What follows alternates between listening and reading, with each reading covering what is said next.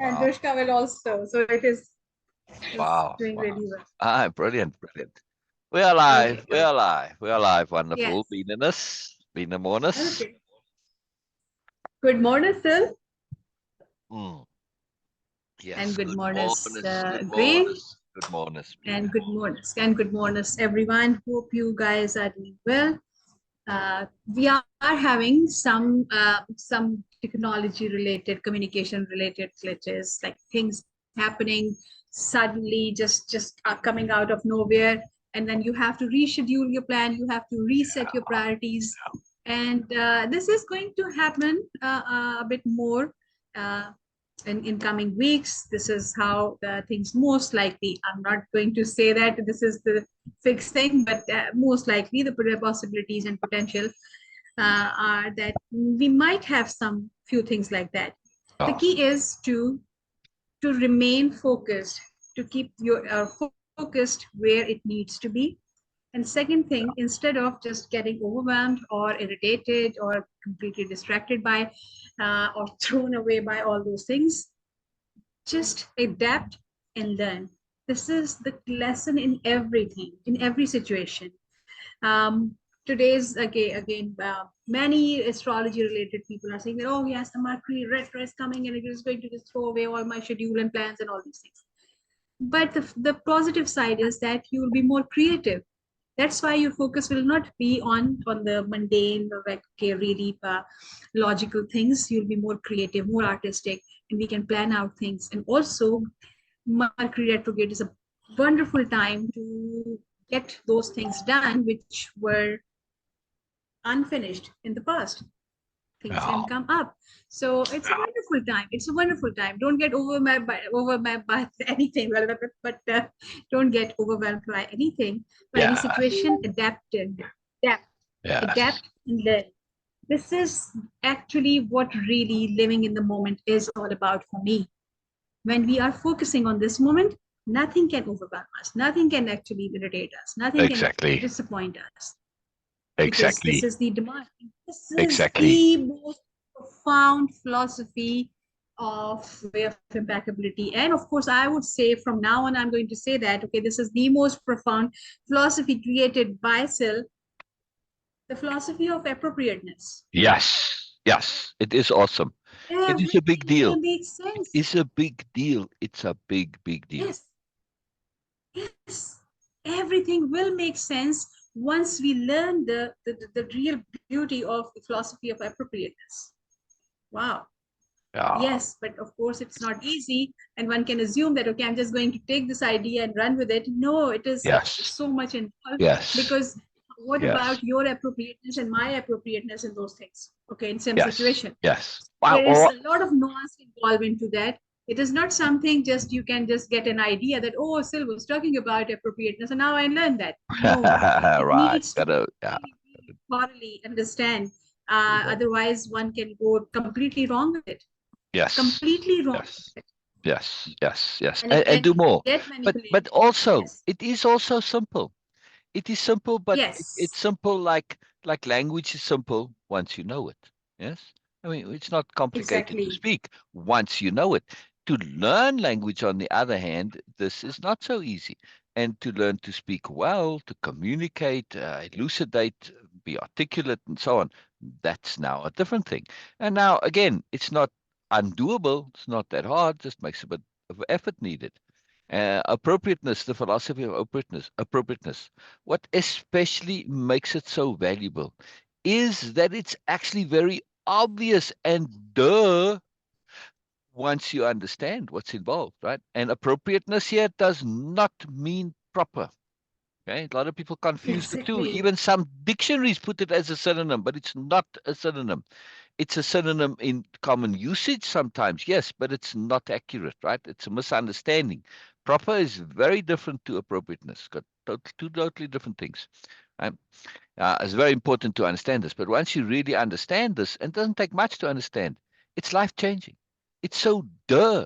That's what makes it It's, life it changing. is. That It dullness, right? Very, very is. big It deal. is. It is a big deal, and so much involved into that.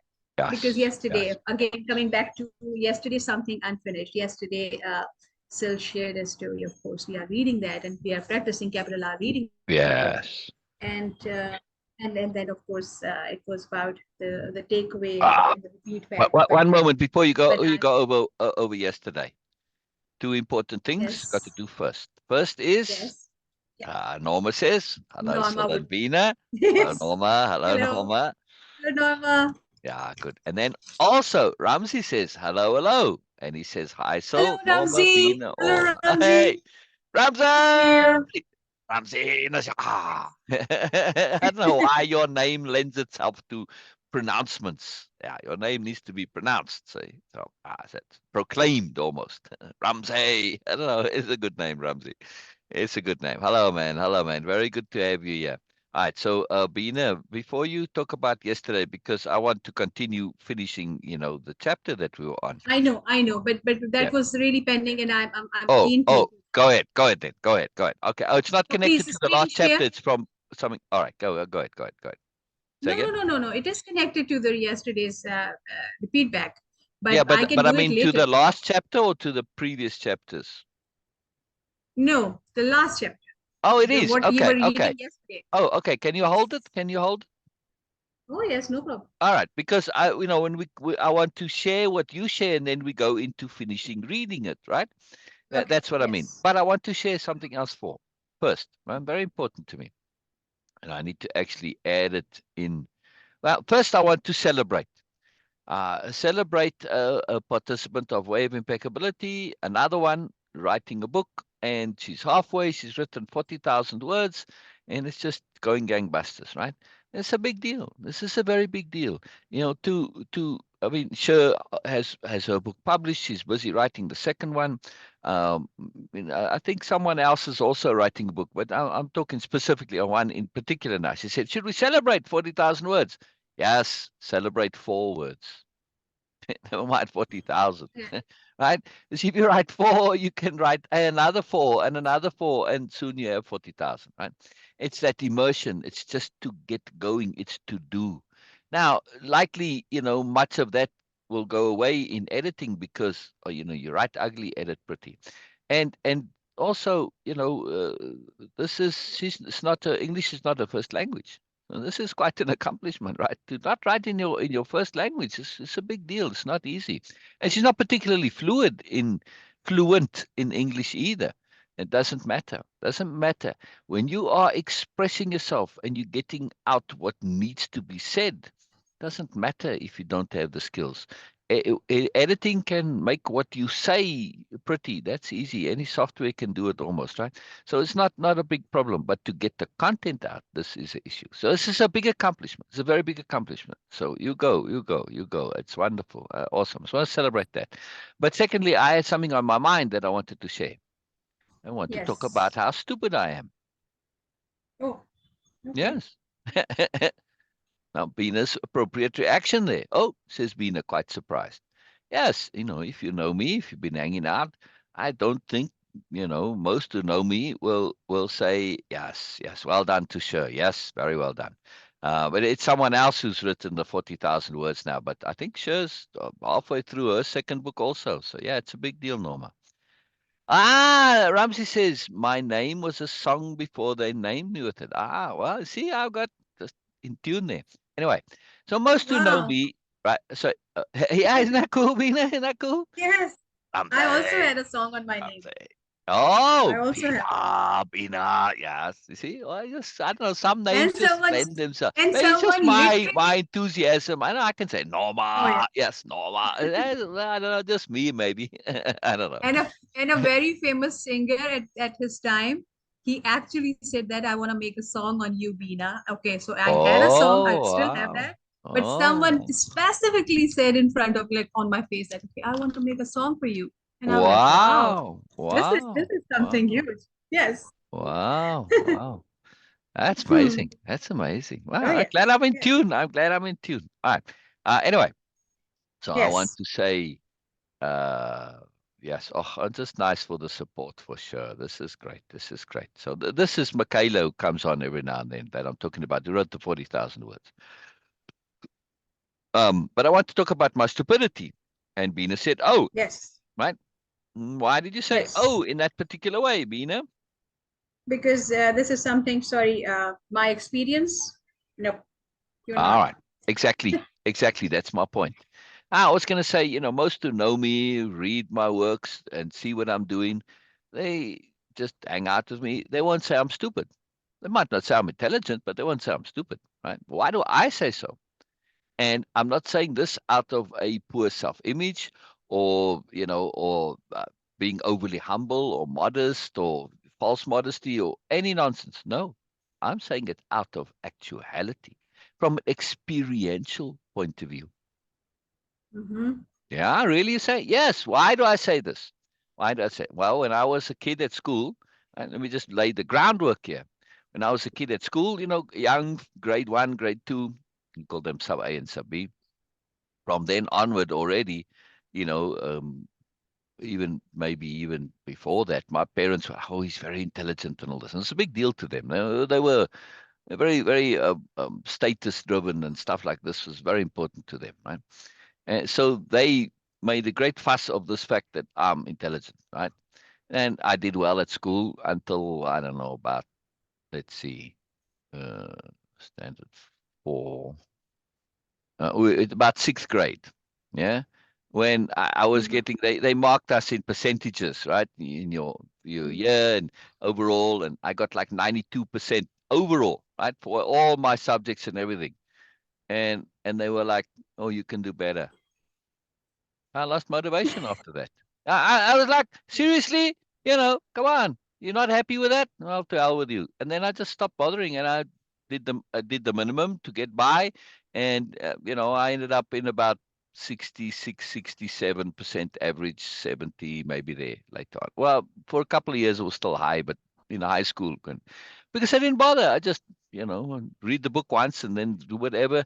I did the minimum I could do to get by decently, which I did. Right, but that's not the point here. Right. So the point was that there was why I got in trouble once I went to the principal's office. It was very rare, very unusual. I managed to stay out of trouble my whole school. Only twice did I get into trouble, and this was actually the one time was just for my hair being too long, so not really. But one time actually sort of doing something stupid or whatever. So, and this was in high school now. So I ended up in the principal's office, and he was most upset with me. Not because I had done something. I was stupid, just stupid stuff. I think my friend and I were like chatting and giggling and having fun and getting in our own little bubble during assembly, and we were like sitting right in front, and it's like, seriously, how are you not going to do this anyway? We ended up getting a caning for our stupidity, but he was really upset uh, with me specifically. Right, my friend got into trouble a lot, right? But with me specifically, he says, yes, but this coming from you, and you have the highest IQ in the school. It slipped out. You weren't supposed to let kids know this, right? I'm like, yeah, all right, big deal. That's kind of interesting, but it doesn't make any difference to me, right? And this is what I want to say here now.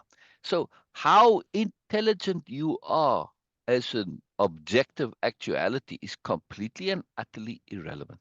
I had to work for everything that I did, right? Like, okay, so I got, when I was younger and I made an effort to do well at school, I could have made more effort. I wasn't never that highly motivated. I didn't have to come first and all this.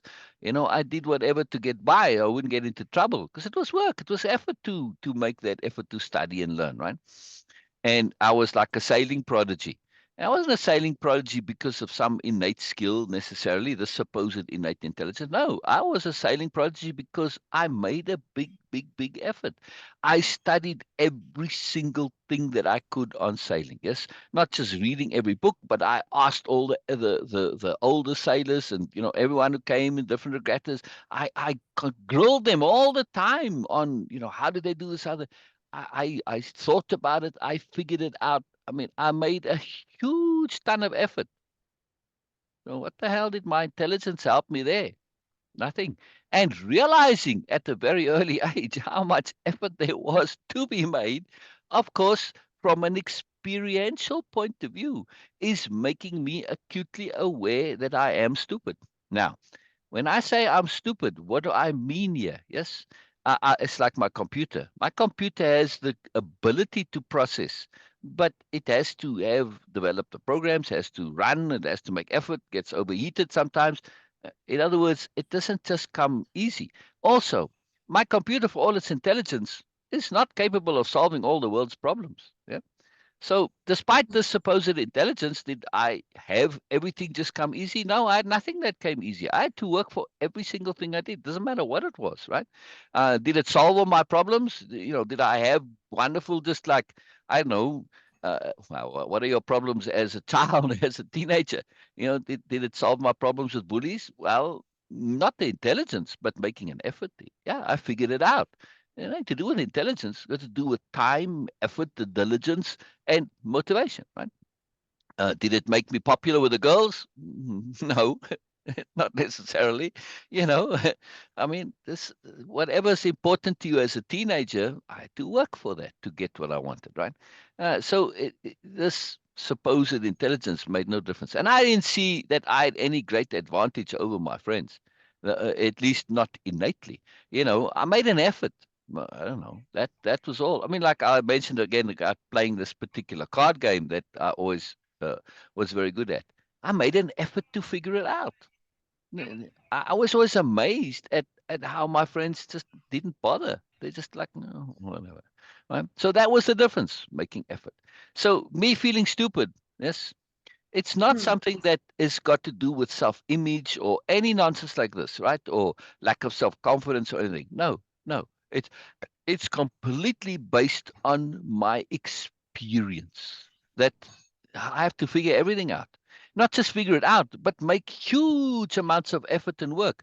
Think it through to the end. I take that very seriously. I realized at an early age that this made all the difference. And just like if you don't, then you waste your time and you have to think things over again. To me, this is just like dirt. It's not anything very intelligent to get that. It's like dirt. It's just you notice it's cause and effect, right? Just pay a bit of attention. Not innate, right? Right. So, uh, yeah, Ramsey, this has got nothing about to do with the opinion of others. Nothing, nothing. Ramsey says, don't let others or your own opinion about yourself become your reality. No, no, no. This is not what I'm saying here, Ramsey. Hang on with me here. Hang on here. It's absolutely nothing to do with self-image or self-opinion. I'm making a deeper point, right? So I'm making a deeper point, right? We are all stupid and retarded compared to the universe. Exactly my point, right?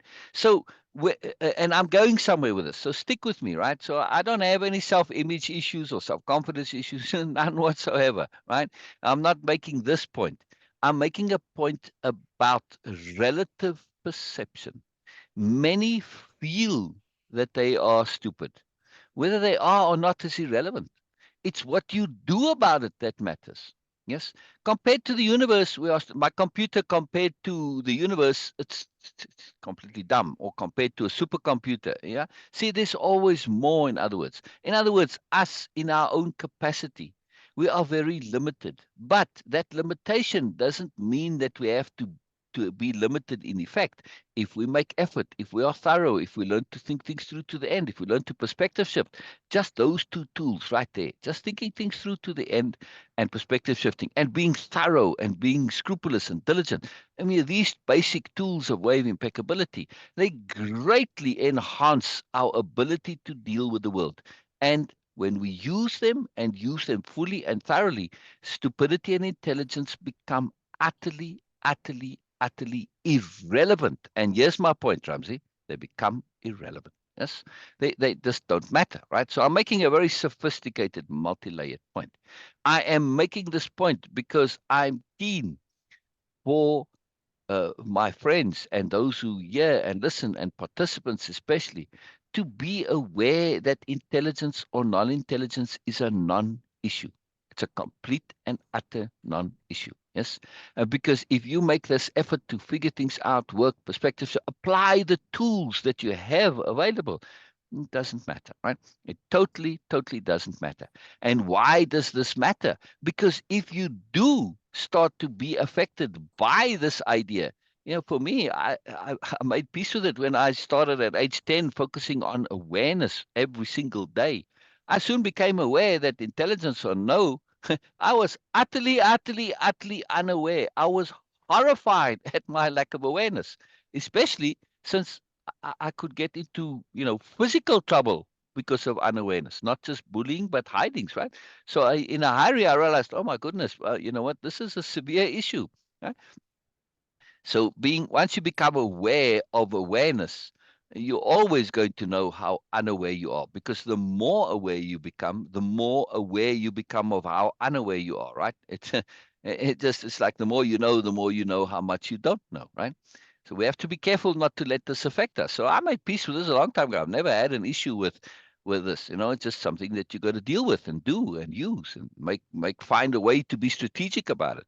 But the key point is that we can get very affected by the idea of being stupid. Very affected. And this is where I'm getting to. I'm getting to where we can acknowledge the reality. We are all stupid. Yes, including Einstein. Einstein did lots of stupid things. He got lots of things wrong. Yeah, tons of them. Yeah. Aristotle, great, wonderful philosopher way back then. His logic was that the stones fell towards the earth because the earth loved them and they loved the earth. Okay, stupid stuff, right? It doesn't matter. I mean, he said a lot of intelligent stuff too.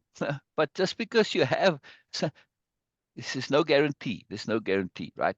And the world is full of complicated stuff, difficult stuff that we struggle with, right? So it doesn't matter. It's all relative. But the point is how you deal with it. If you're going to go around feeling stupid, it's self-fulfilling.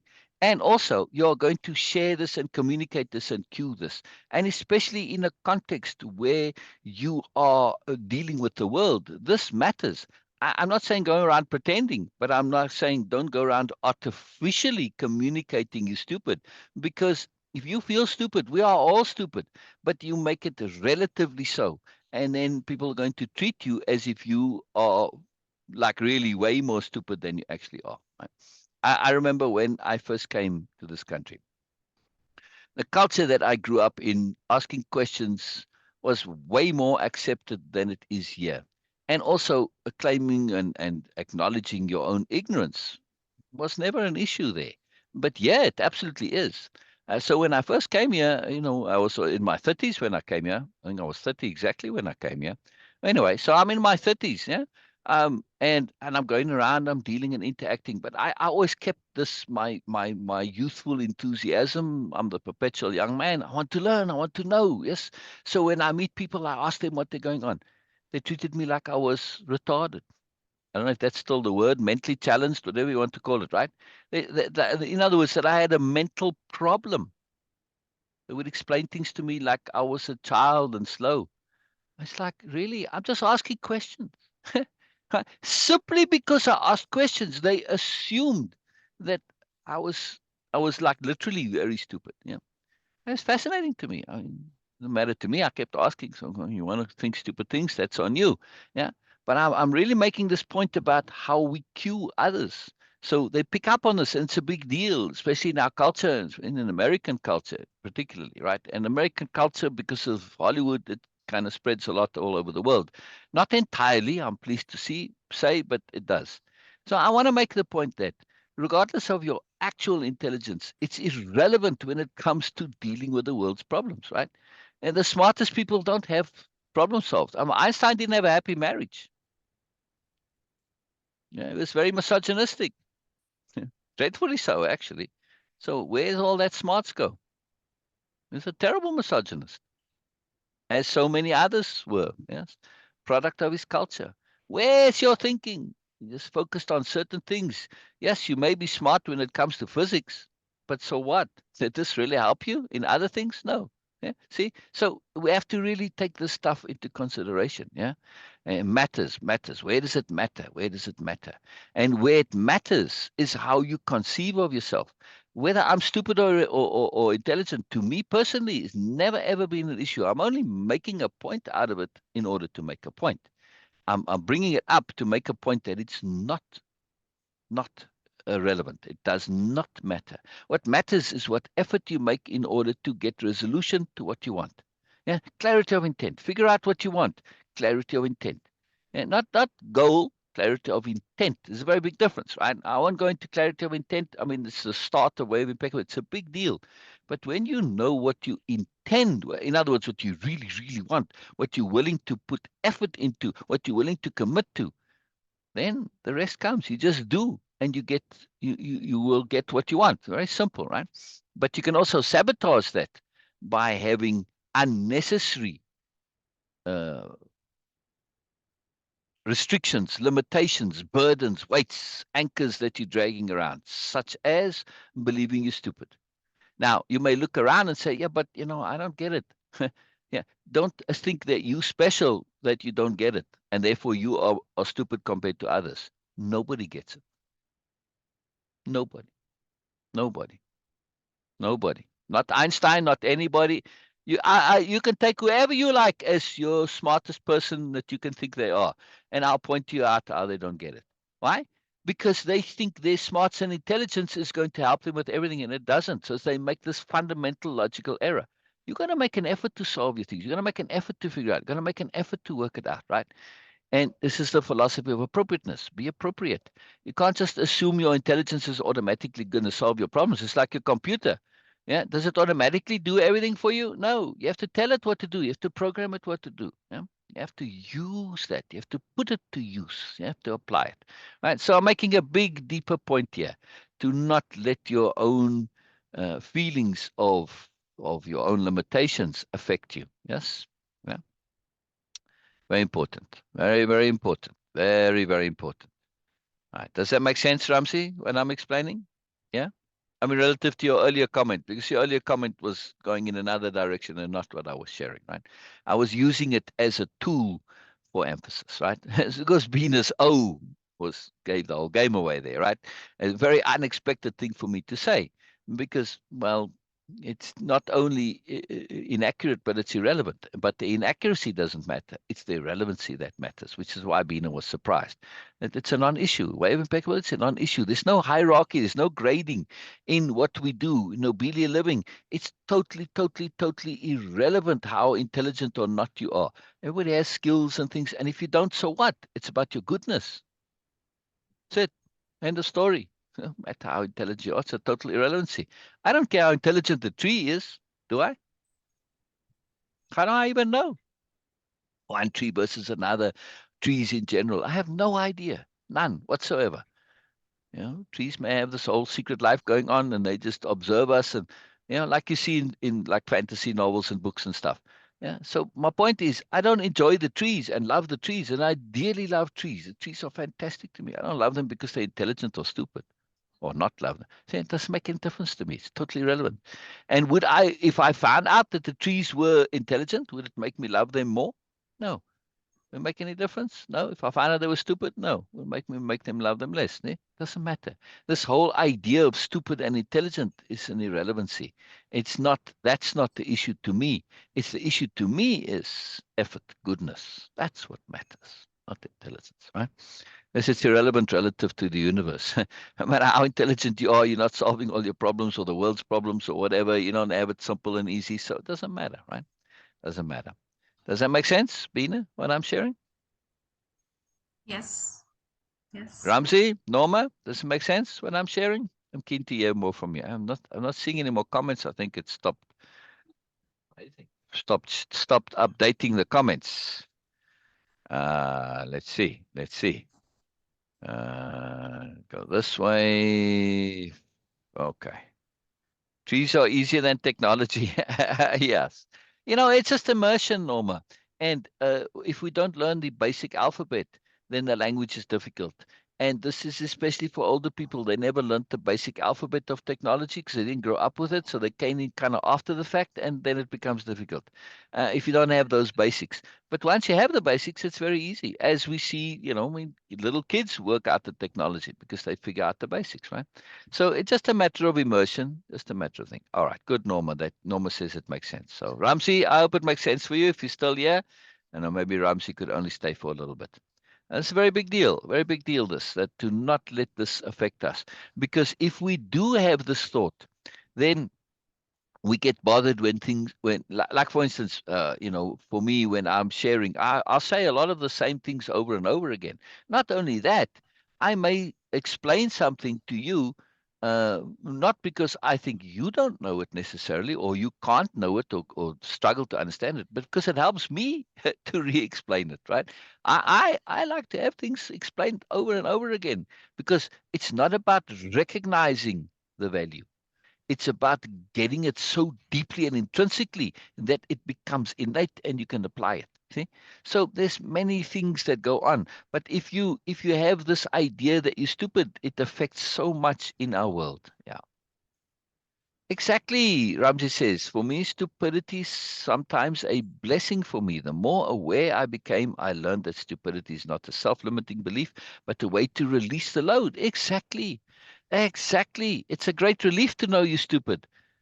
It's a great relief to know you're stupid. I was stupid now in the greater context of the world. Why is it a great relief?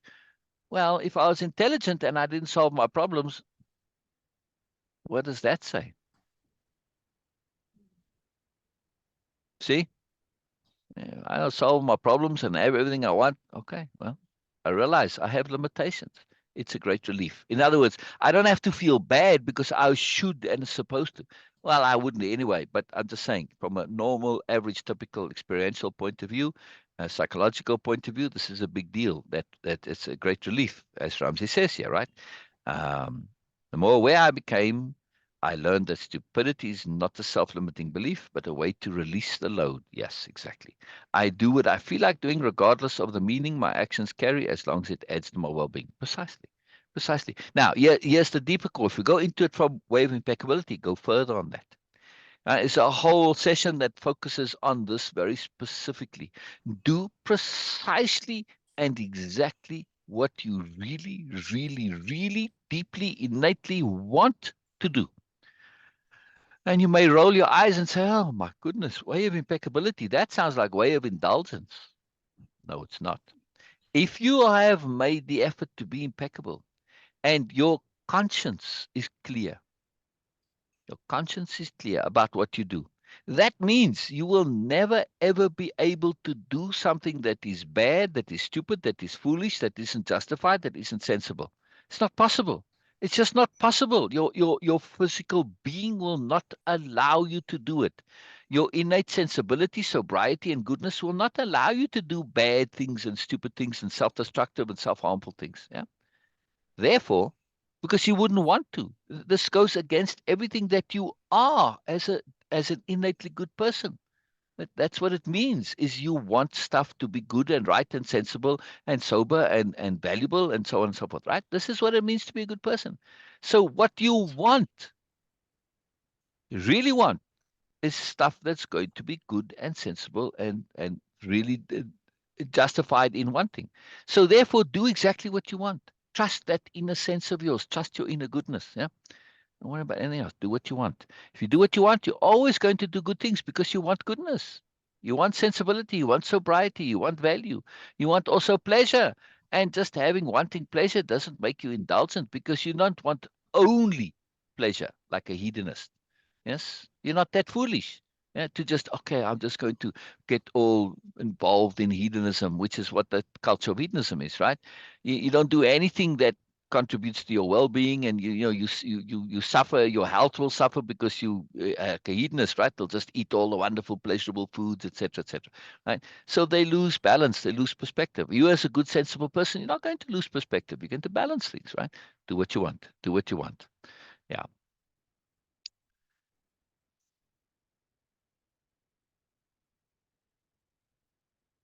So Ramsey says, exactly. You can sort out 30 trillion operations. You can't sort out 30 trillion operations the subconscious carries every day. Yes. Okay. I'm going to finish this and then I'm going to do something. While it takes us 11 days to count to 1 million, how smart in view of that are we? Exactly. Smartest are ego tools. Exactly. And ego is a tool. Use it. Use it. All right. Now, however, I need to do something. So 1 second. This is a good topic. Very good moment to do this. And I have to screen share. All right. So Beena, we are right from this very moment now. We are on a late night talk show. I'm the late night talk show, and we're about to get a new guest. All right. Are you with me, Beena? Yes. All right. Dang it. Where did that go now? Oh, here we go. Here we go. All right. Here we go. New guest about to come. Okay. Hello. Hi, I was going to type knock knock. I want to introduce our new guest for this evening. Brilliant, brilliant, brilliant. We have with Yeah. us the fabulous, the wonderful, well-renowned author, soon to release her second book. And this is Yes. Sher Marchman Day. Yes, welcome, welcome, Sher. Very glad to Hi. have you here. Brilliant, brilliant, brilliant. Most marvelous. Now, Thank of you. course, we Thank are going to hope to see Sher, and we are going to see Sher. And my co-host, Yeah. by the way, we need to see the co-host also. We can't just have a picture of the co-host, right? Oh, Wait. yes. Yes. So welcome, Sher. Yeah, I Welcome, think Sher. Welcome, welcome. First thing I want to ask you, Sher. First thing I want to ask you. Are you listening. comfortable being here? Am I comfortable being here? A little uncomfortable, but more comfortable than not. Oh, why would you be uncomfortable? It's not a joy to be here. Don't you like the show? Don't you like me as a host? Oh, of course I do. I like all that. Yeah, absolutely. There you go. Uncomfortable with the idea of it's like, oh, what if I make a mistake, right? So I have to own it. And what if you do Yeah. make a mistake? Then we'll all laugh, and that's why we have fun on the show. Yeah, then So we'll laugh and would you please make a mistake? Would you please make a mistake? I on purpose. Would you please make a mistake? Come on, I challenge you. I challenge you, not artificially, but to genuinely Yeah. make a mistake. I challenge you. It's Well, actually give hard. it time. I'm sure one's going to pop up. You have great confidence in your ability to make a mistake. All right, we'll be watching very acutely, and we shall celebrate when Sher makes a mistake, because it's actually difficult to do deliberately, by the way. And again, It is. too, when we think about this, right? I'm very curious as to what you might think is a mistake. Oh, I don't need the music here. Sorry, you should have told me to put it off. That was just your fanfare introduction, but it kept playing. Oh. So yeah, I looked it up specifically, right? It was a fanfare for guest intro for a late night talk show. So I looked it up quite Cool. specifically. Yeah. See, talk show guest entrance fanfare. Cool. And now we're going to introduce the co-host of this late night show, and hopefully this time we'll get to see our co-host. Co-host, are you there? Okay, just a minute. Yes, I'm here. Unfortunately, the time is always a night time for me. But okay, Yes, I know, but we want to continue with our talk yes, show, let's yeah, go. right? All right. So we're on this idea of, and I had my monologue for the introduction of the show, while not particularly funny or amusing. It's not my style, I'll leave that to Jimmy and all of them. But and I was talking about how stupid I am, right? I was really got into it, and how stupid yes. Not based on and to recap for you, Sher, because you weren't here, I wasn't sharing about this from the usual point of view. Like, at least we would assume that when somebody says, "Oh, I'm so stupid," that they are being self-deprecating, or they're being overly modest, or they have a self-confidence issue. No, or others think they are. No. I'm saying it as a fact, as a very easily provable fact. And how do I say this? Well, do I solve every single problem or issue or goal that I want to just like that? No. No. I have to make a lot of effort. Yeah. Now, who's the smartest person that you know, like in history? Public person. In history? Yeah, just anybody. Just name somebody who's known to be smart, like an example of smartness. Genius. Oppenheimer. Okay, There you Oppenheimer. go. Oppenheimer. Did he have all his problems solved? No, Personally? not even close. Did you know that his mistress committed suicide by putting her face into a bath, kneeling on the side of it and putting her face into the bath? Yeah, that was really tragic too. Right. See, now, That's problems in desperate. his life. Yes, you would assume that he is a really smart person, genius, whatever. but personally he had problems in his life. Yes. All right, you can't say that the problems of his mistress were due to him, but you would think that he'd be aware of them and do something about it, be able to help. No. See, my point is, didn't solve this problem. No matter how smart he was, didn't solve this problem. Einstein didn't have a happy marriage. He was was a Right. big misogynist, Einstein.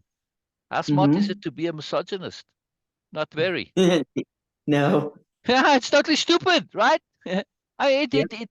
If you're a misogynist, does this not mean you're stupid? Yeah, well, see, so yeah, Einstein, genius, smart. My point is that no matter how intelligent we are, it doesn't actually make us solve our life problems. That's a different skill set entirely. Yes, totally different skill set. It's got nothing to do with smart or intelligent. Yeah, mostly smart and intelligent has got to do with memory anyway. So when I say I'm stupid, I'm saying it because why? Because for me, everything that I've accomplished, achieved, figured out has come at great work and effort. Not just like automatic, I have it. No, great work and effort, right? So Yeah. that's proof that I'm stupid. Hmm. It's proof that I'm stupid. I'm stupid compared to the universe, not stupid in the Well, fact that compared I to the cannot universe, do yeah. anything. Yes. Now, I have Yeah. enough. I have enough intelligence to at least know that I need to work and figure it out and keep going and think things through to the end and perspective shift. But still, it Right. doesn't come automatically, doesn't come easily, which to me makes me stupid. Right? Now, it doesn't affect my self-confidence or anything, but I don't even think about intelligent and smart. Don't even think about it. It's not an issue. It's not irrelevance. Why? Why? Because, like I was saying earlier, with the trees, I love the trees because they're good, not nice and beautiful, not because they're smart or intelligent. Same with my friends. I don't care how smart or intelligent you are, it's totally, totally irrelevant. Relative to the universe, we're all a bunch of nincompoops. Yes. However, Yeah. of course, relative to nothing, we are all something. Yes. Right. So my Yes. point is to have this idea in our head of stupid or intelligent is stupid. Yes. I'd have to agree. There we go. There we go. It And this is makes what I want sense. to ask you about. How do you feel about your own stupidity or intelligence? Has it always been something that is a non-issue for you, as I'm assuming No. it now is? Yeah. No. It used to be a very big issue for me. Just well, and because the history behind that was because I was always told I was stupid. I was Yeah, called stupid, and I was yeah, told I was stupid and made to yeah. believe it. Correct. And Correct. then when the grades didn't match my imagination, of course, they were proof in the Right, pudding of my right, stupidity. right, Yeah. So, but right, now I just really try not to think about it. right. Now, are grades an indicator of No, grades, I'm Einstein sorry, did are flawed. poorly at school, right? Einstein did Yeah, terribly at school. He was grades are flawed. right. I think our whole grading system itself is flawed. It Right, right. Not just testing the and all that. grading, but the actual schooling, because our schooling Yes, isn't it is. isn't geared on actual intelligence. It's geared on memory. No, yeah, And it's a and and, disaster.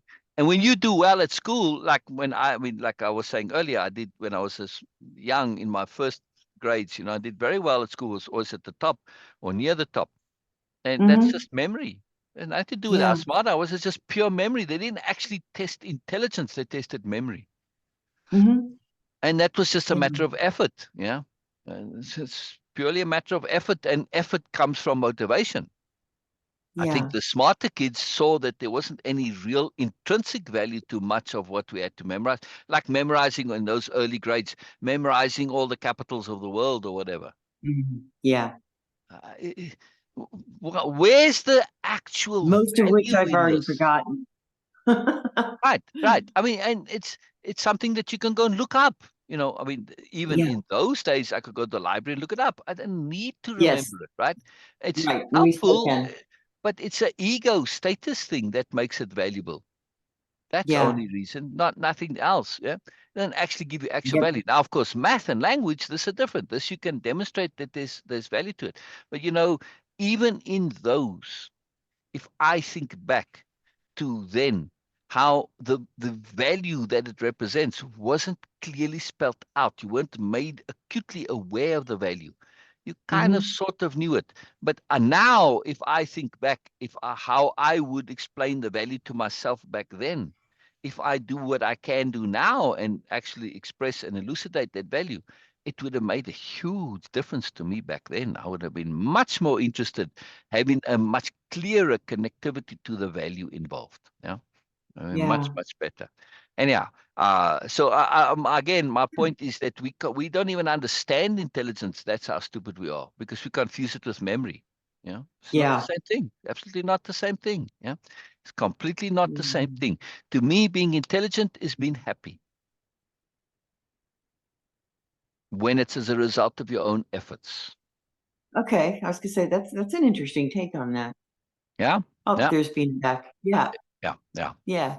This is fantastic. This is fantastic. So we have an introduction again. Oh, here we go. Yes, welcome. Now she's walking on to the stage, getting ready. Now, if you watch, right, and I want this. Oh, we're still not seeing our new co-host here. Okay. I don't know.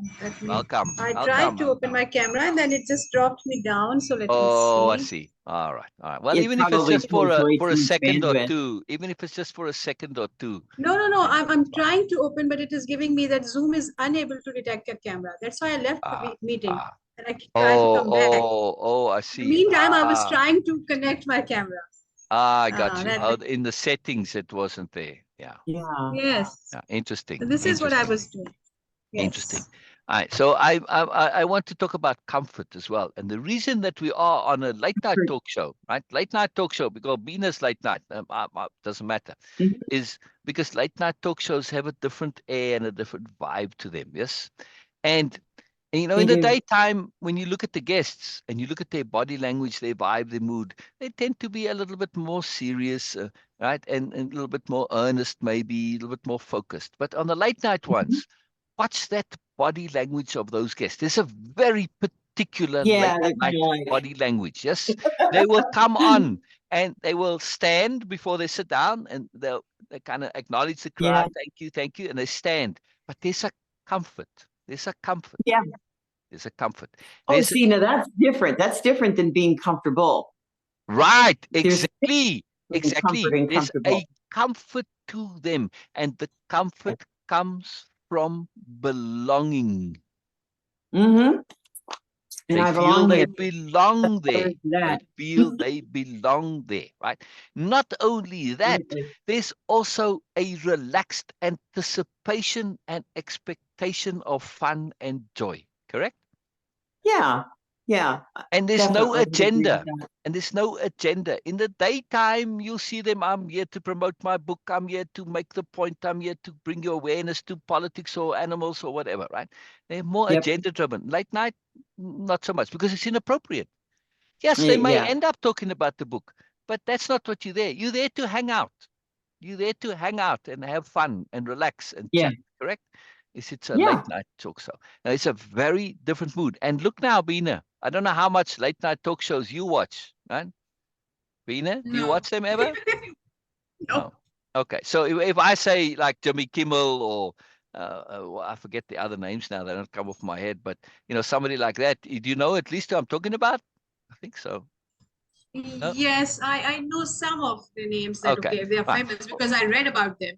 All Yeah, right. Well, I had again, we'll watch some of those. I mean, sure, you know what okay. I'm talking about, right? But it's Yeah. very Yeah. fascinating Carson, to Kimmel. watch. Hmm.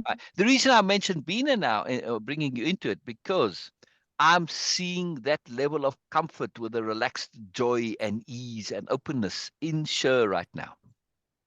Oh yes. Oh, well, that's cool. Thank you. Yeah. Glad to be here. Yes, it is. It is. It is. All right. So now, Sher, share with us, please, about your next upcoming book, which how far is it away from being published? Oh, well, I'm hoping, okay, I'm hoping for the summer of this summer. I'm hoping for summer of 24. Oh, At brilliant. least by the end, summer, fall, somewhere in there. So that's about how close it is. But it's a continuation of the first book, Unbound, 100 Days of Intent. Little different title, a little different direction, because the direction of this book, instead of a memoir, it's more based on the process of my journey of recovery. The All of it. process of your journey. Now, what do you mean the process of your journey? Isn't the journey just a journey? You just kind of go along and you're driving along and la la la la. What do you mean process of a journey? No, Again, no. remember, I'm stupid. Yeah, okay. Recovery, the recovery journey itself. It's a little bit different to everyone. And to me, what I'll be doing is sharing the different processes that I went through. Learning how to trust myself was a very big one. I'm assuming Yes, that's what you mean by process, like learning to trust yourself. Yeah. Now my ear, I might be stupid, but my ears are smart. I'm stupid, but my ears are smart. My ears heard you say trust in a little different way. Beena, did you hear it too? Beena's got very smart ears too. Yes. Okay. Did you hear when Sher said, well, the process of recovery is, one of them is to learn to trust myself. She said trust in a special way. Did you hear that, Beena? Yes. Trust. Yes. All right. Yes. So what do you mean by trust? What do you mean by trust, Sher? What do I mean by trust? I mean, Believing why is it special? Why is it special for you? Oh, well, because when you don't trust yourself, you don't believe in yourself. If you don't believe in yourself, I feel, because of my own experience, let me back that up. Because I didn't believe in myself, I was not growing. I was so stuck. Just imagine yourself standing in about 4 foot of mud and you can't move. You just can't move. You see things, you see things going on around you. You hear them, and you can experience them visually, probably auditory, but you can't partake in life. You're stuck. Right. Now, I wanted to know though why the way you said trust implies that you're using trust in a more particular, more special way than it's usually used. So how is Sher trust different to like regular, ordinary, everyday, stupid people like me trust? Yeah, that's an interesting question. Probably because I value it so much. Just because, I mean, trust is deeply important to me. Not only that I trust myself, because when I learned how to trust myself, when I actually started to really believe in me and who I am as a woman, as a human being, and when that started to occur, I was actually opening up my heart space to be able to trust anything external to me. And that was something that I wanted to achieve. I wasn't moving out of that mud because I didn't trust what was beyond that point. Are you connecting with that? Does that make sense? Yeah, I'm getting the feeling that your trust has some substance to it and it's not just based on hope. So what's the foundation that your trust rests on? What's that substance that I'm sensing? Freedom. Interesting. A word comes to mind right now, something that I was just working with yesterday and today too. Independence of being. There you go. That's freedom. Yes. Huge freedom for me. Yes, freedom without independence of being means you have to be in a bubble and are vulnerable. Yep. You're stuck. And what I want to be stuck ever again. Yeah. What I was hearing, though, at least what I assume, since this is a very different late night talk show, right? We're not just about pop culture. We're about, we're about culture that's not pop culture, but culture that will hopefully at some point become pop culture. In other words, the culture of moreness, right? That's the general theme. That's why you're here. So I was hearing that your trust is based on impeccability. Is that correct? Okay, good point. Yes. That's what I was hearing. See, you take it so for granted, but keep in mind, that's why I'm stupid. And why I'm focusing on me being stupid, because you just assumed, from coming from your intelligent point of view, that, it's so innate to you that your trust is based on impeccability. When I asked what's special about your trust, you didn't even mention it because it's innate already to you. You take it so for granted. But you're for right. us stupid people, this is a big shift. So could you elaborate a bit on what the difference is between trust that isn't based on impeccability and trust that is? Hmm. Yes. It would be easier to answer that by saying, by describing what trust based on impeccability is. Yes. Yes. Like, but I keep going back to the word believe. I never believed before, and believing is when you so completely own, everything about you, the unknown. You own the uncertainty. You absolutely embrace with a here I am, you give it one of those Yes. great big hugs. Everything that's about you and everything that's to come and everything that you don't know about in the past. Yes. You embrace that and it just all Yes. is there. Yes. And when you trust them, when you own it, you trust it. And when you Yes. trust it, then I know that I could trust everything that's going Yes. on out there, and then I can move forward. Yes. And I'm assuming that when you say this, that your trust isn't based just on, well, I just kind of hope it's going to be this way. No, you are saying, No. I've done everything I can do, and Oh now yeah, I trust because I yeah, know. and that's related to impeccability, doing everything Exactly. that I absolutely can do. Exactly. That's what the book is about, is that process of doing everything that I can possibly do or that I could have done, and knowing that I did all that I could do, knowing that, understanding that. That's See, key. because yeah, we can go through a ton of different processes. Like, Right. Right. when I But, have a conversation with a certain person, right. many times the point has to be made to me 4 or 5, maybe even 6 times before something lands. And that's the same as my process. I would try numerous different ways. I would come at any situation that was bothering me or that, I was growing through. And I would use the perspective shifting. Yeah. That's another process, Yeah. the tool. Yeah. So I talk a lot about that in the book, about Brilliant. Brilliant. how to use that and how I applied it to some really potentially disastrous situations in One. parenting, especially helpful in parenting, but I used it in parenting. I used it in friendships, understanding people that I couldn't understand before, understanding Does situations. that include yourself? Yes, understanding myself.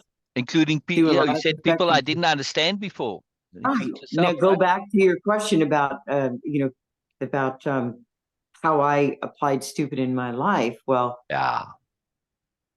I was able to use perspective shifting to change that belief that I was stupid and Yes. that I didn't matter, that I Yes. couldn't do things, that I couldn't write a book Yes. and make it matter. I was able to use it to teach myself that I am relevant, that Well, everything about me is relevant. why are you so particularly relevant? I really want to hear from our co-host here, Beena, but I want to ask one point, very important point. Yes. Mhm, Why is mhm, this so particularly relevant? Because you, by an objective standard, right? mhm. Are you gonna say, well, you're gonna insult your guest here now? Well, maybe, but you at some point were stupid. Yeah, You had come to yeah, believe it, and you did stupid things, and your life was a mhm. mess, and it was like, right, stupid, yeah. However, Completely. you didn't get stuck there. You didn't stay there. You moved out No. of that. Yes, what Mhm. objectively would be called stupid, and this makes you special. Yes. Hmm. Yes, I suppose it does. Yes. Yeah, I'll accept that. I suppose it does. Oh, seriously. Of course it does. Of course it does. Now, if I had a producer here, I'd say, producer, please, fanfare, balloons, this glitter. It comes down, right? So imagine glitter and balloon stuff raining down from the ceiling here, right? Because in my set, I'll have that there to celebrate this. Yes, of course. Yeah, This is an incredible accomplishment because at it some is. point we're all stupid. It Yes, is. I mean, at one point I was so stupid I pooped in my pants every day. Well, yeah, we all Yeah, did. see, Babies. exactly, we all Yeah, did, exactly. So we yeah. all come from stupidity. This is what life Right, is. It is moving right. out of stupidity. However, you had a little bit disproportional environment influence that Hmm. led this to you, right? Like you said, Oh, yeah. we went into all your history in book one, so we're not going to bring all that up again because it's a long story. Right. And I know, but the fact that you literally were living in just poor circumstances, stupid, doing stupid things that you wouldn't do again, etc. Right? Hmm. That happens. This is life. There's many of us that are living that way even Yes. now, right? However, Yeah. doesn't mean we need to stay there. This is Exactly. your accomplishment. This is your accomplishment to say, I didn't get to be happy and relaxed and at ease and comfortable and write a book and write two books and do what I'm doing now, which Right. isn't necessarily in and of itself anything special. But when Right. compared to where I was, it is extraordinarily special. Yes, it is.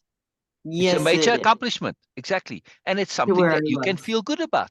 And like I was saying, how do we know we belong? We belong sometimes for many different reasons. I gave you a whole long list in our chat Yeah, yesterday, right? but Right. But grace. one of them, exactly, but one of them that gets us to belong is the fact that we've made an accomplishment of some kind. I'm here because I succeeded in being Hmm. who I am despite where I was. Makes me belong. Yeah. I'm here because I Justifies survived. you being here on the show, correct? Huh? Yeah. You Yeah. did something special. You did Grace. something extraordinary. Now, being good is also special and extraordinary, right? So that's why Yeah. sometimes, on my show, I have guests of people who are just good. They don't necessarily do anything, but they maintain their goodness. Yes.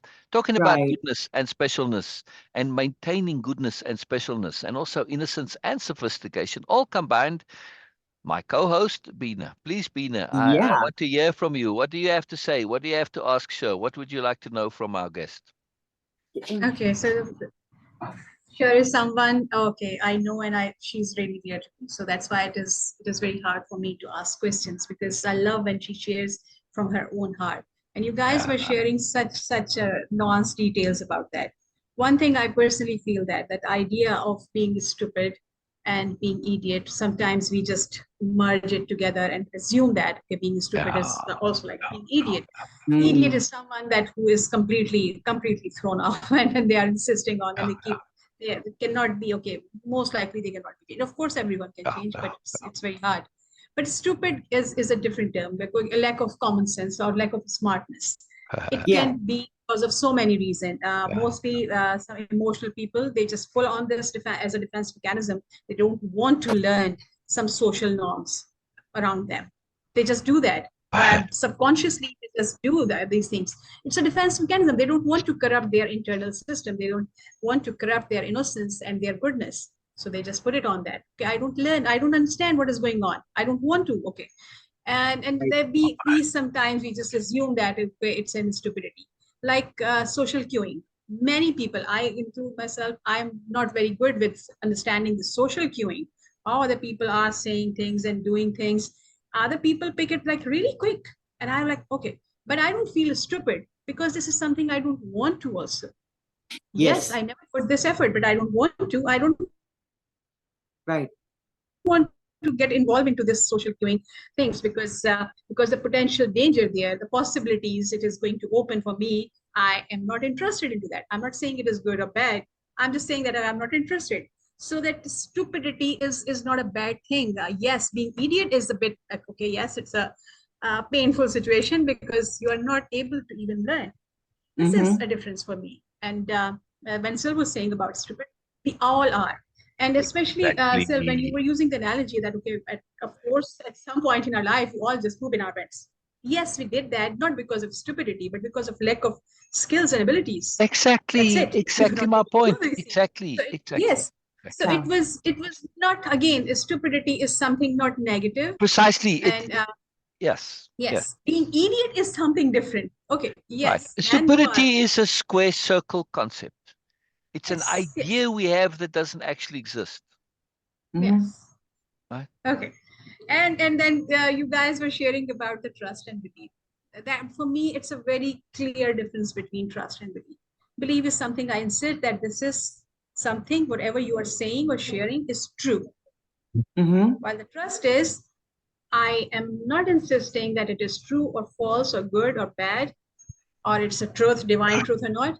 I'm trusting, I'm believing in your intent to goodness. Exactly. I believe in your Exactly. integrity. I'm not I'm not considering that, okay, is it true or false? But I'm Yeah. just trusting Okay. your intent. So that's the difference between believing and trusting for me. It's not because believing is something like, okay, no matter what you are seeing, it is the truth. But trust is, no matter what are you saying, it is maybe it can be completely unacceptable for me in some circumstances. Maybe Right. it can be completely illogical for me, but I have a trust in your intent to goodness, in your integrity. Yes. That's it. So this is the difference. And for me, when I said, okay, I am trusting this, then I'm trusting you and your innate goodness and your integrity and all those things. So this is what my trust is. Right. It is freedom right there, because when we choose to trust, we get liberation from all the shoulds. Oh Belief yeah. comes with shoulds. Belief comes with shoulds. Okay, now I have to accept whatever you are saying. I'm not going to. I just love what you are saying. I just love your integrity. I love your intent to goodness. So this is something I was like, wow. And sure, when you were saying about your own thing, like people were saying you're stupid because there were some, I feel, again, this is just my personal understanding. When people say something like this to you, could be many reasons, but the two most important one for me, Oh, first, their expectations are too high from you. They expect that you will do something according to their choices or expectation, but you are yes. not doing. That's why they call you stupid, Mm. because their Yes. expectations were too high. Oh, she is going to be this and that, and then maybe they have some Exactly. agenda. Maybe they have some agendas behind that. Okay, yes, so she is going to just follow me blindly. She is going to do whatever I'm saying, and if you are resisting even a bit, oh, you are stupid. You are not understanding. And what does Sher Mm. say about all this, Beena? That's what I want to know.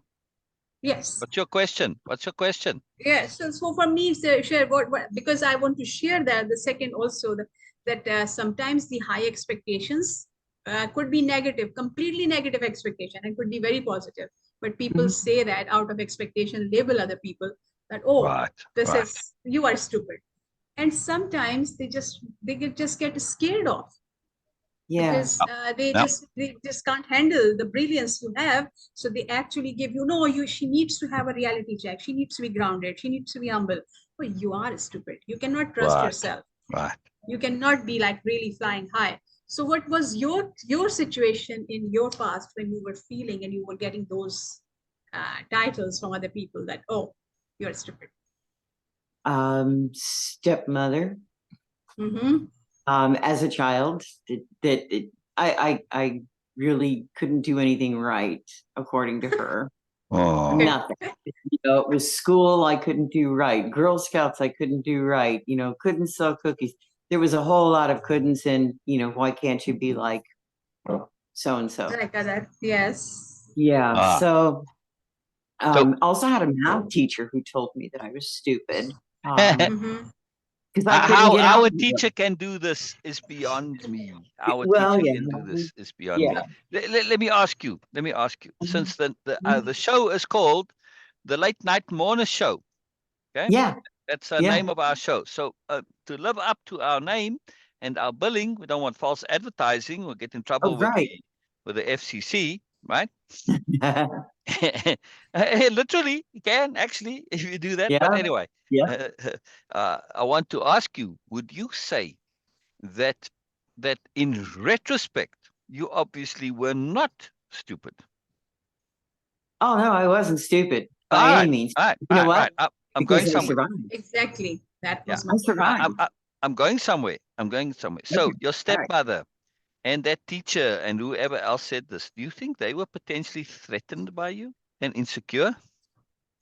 Oh, at that time I didn't know that, but I do No, know now. now. Right. Now. In Yeah. other words, in order to Yes, make this is what I sense was of asking. their Exactly. crazy behavior. Right? Exactly. Say Oh again, yeah. Beena? This is exactly what I was asking then. Okay, yes. What are your thoughts now about Right. they were Oh, my threatened or thoughts they were now? trying? No, I was never stupid. My thoughts, no, I wasn't. I was Right. probably, I mean, knowing what I know now, understanding what I do now about children going through trauma of any type, they get that brain fog, that block, and you're so concerned and so consumed throughout Exactly. your day with survival. And what's going to happen when you go home? What are you going to be greeted with, kind of thing? That you do make some mistakes, some alternate choices, and you're not thinking clearly through. But it didn't. And is that stupidity or lack of awareness? Yeah, it's just lack of awareness. So, Exactly. Stupidity is you know, irrelevant. Lack of yeah. awareness is the issue.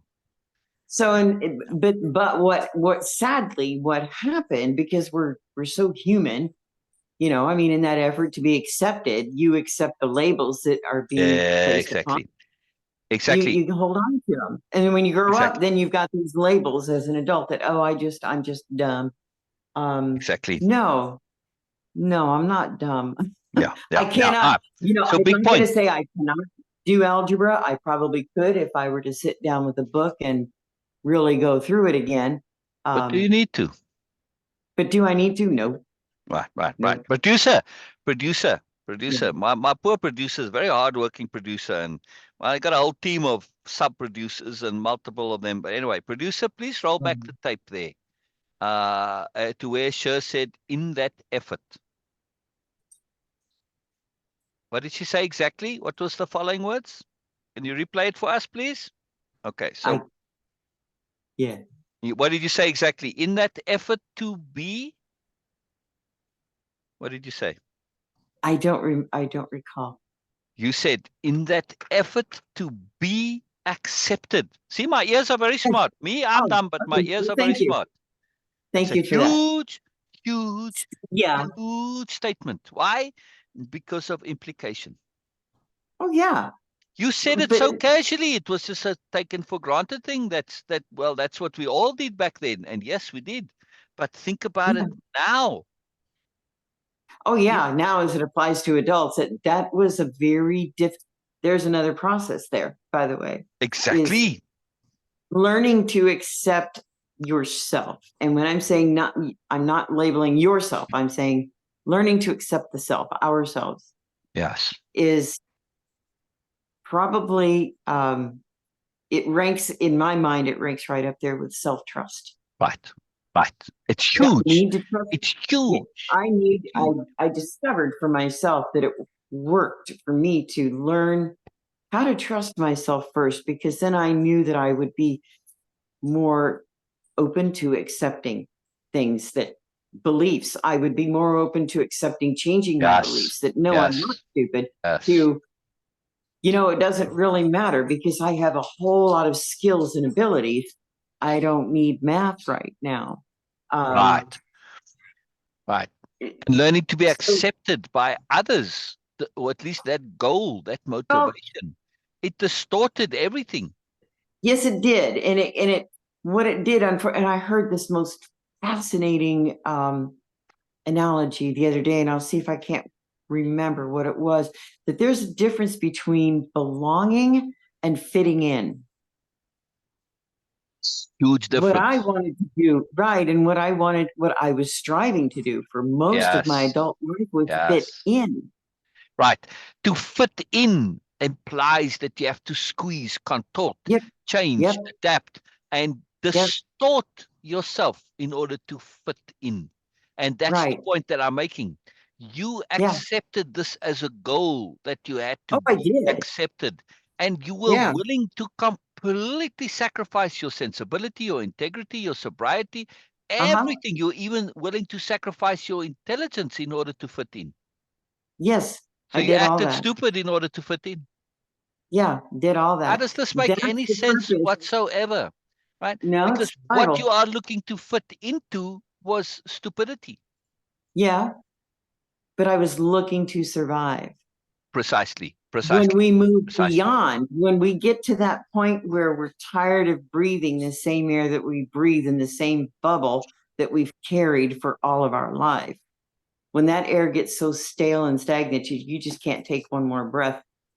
Right. You're ready to break it, and you're ready to jump Right. out and just say, you know, I need something different. Exactly. And that's the purpose of that second book, is And that's the purpose of your second book. Yes. Yes. There's more. There's more than just surviving. Yes. Mm-hmm. Yeah. Yeah. There's absolutely always more than surviving. Exactly. Yeah. Exactly. And also we have to understand that the key point to this, right? This is the Moreness show, and our paradigm else is Moreness. And from Moreness, we are saying overview perspective. Let's look at the bigger picture, Moreness. Yes. In that Moreness, we have to say you subscribed and you made an effort to fit into a broken system. Completely and utterly broken. Terrible. The paradigm was shot. It's horrible. Stupidity was rampant. Everybody was being stupid, and they wanted you to be stupid, and that's how we justify our stupidity, because we don't want to look stupid, because we can't be stupid. In the hierarchy, in the superiority paradigm, being stupid is the worst thing ever. In the Moreness paradigm, we celebrate stupidity, because if I acknowledge my stupidity, I'm capable of learning. Oh, that's true. Very true. Very true. Fanfare, please, producer. Fanfare, please, producer. You have to. And then acknowledging, though, I mean, that's, gosh, I love those A words. Exactly. There's the acknowledgement, awareness for one. That's where it starts. That's where it starts. Exactly. Exactly. Acknowledgement. And then, we jump right into learning to accept. All right, Norma. Trust. Yeah. Followed by appreciation. Sorry, I was just Norma had to go, and she was just saying that thank you. She'll watch tomorrow. And she's sending love to Beena, Sher, and Syl. Thank you, Norma. Thank you. Bye, Norma. Bye, Norma. Yes, we love you too, Norma. We love you too. Right. Go ahead. There was an interesting change in my self-conception when I started to really understand what self-acceptance was. It's one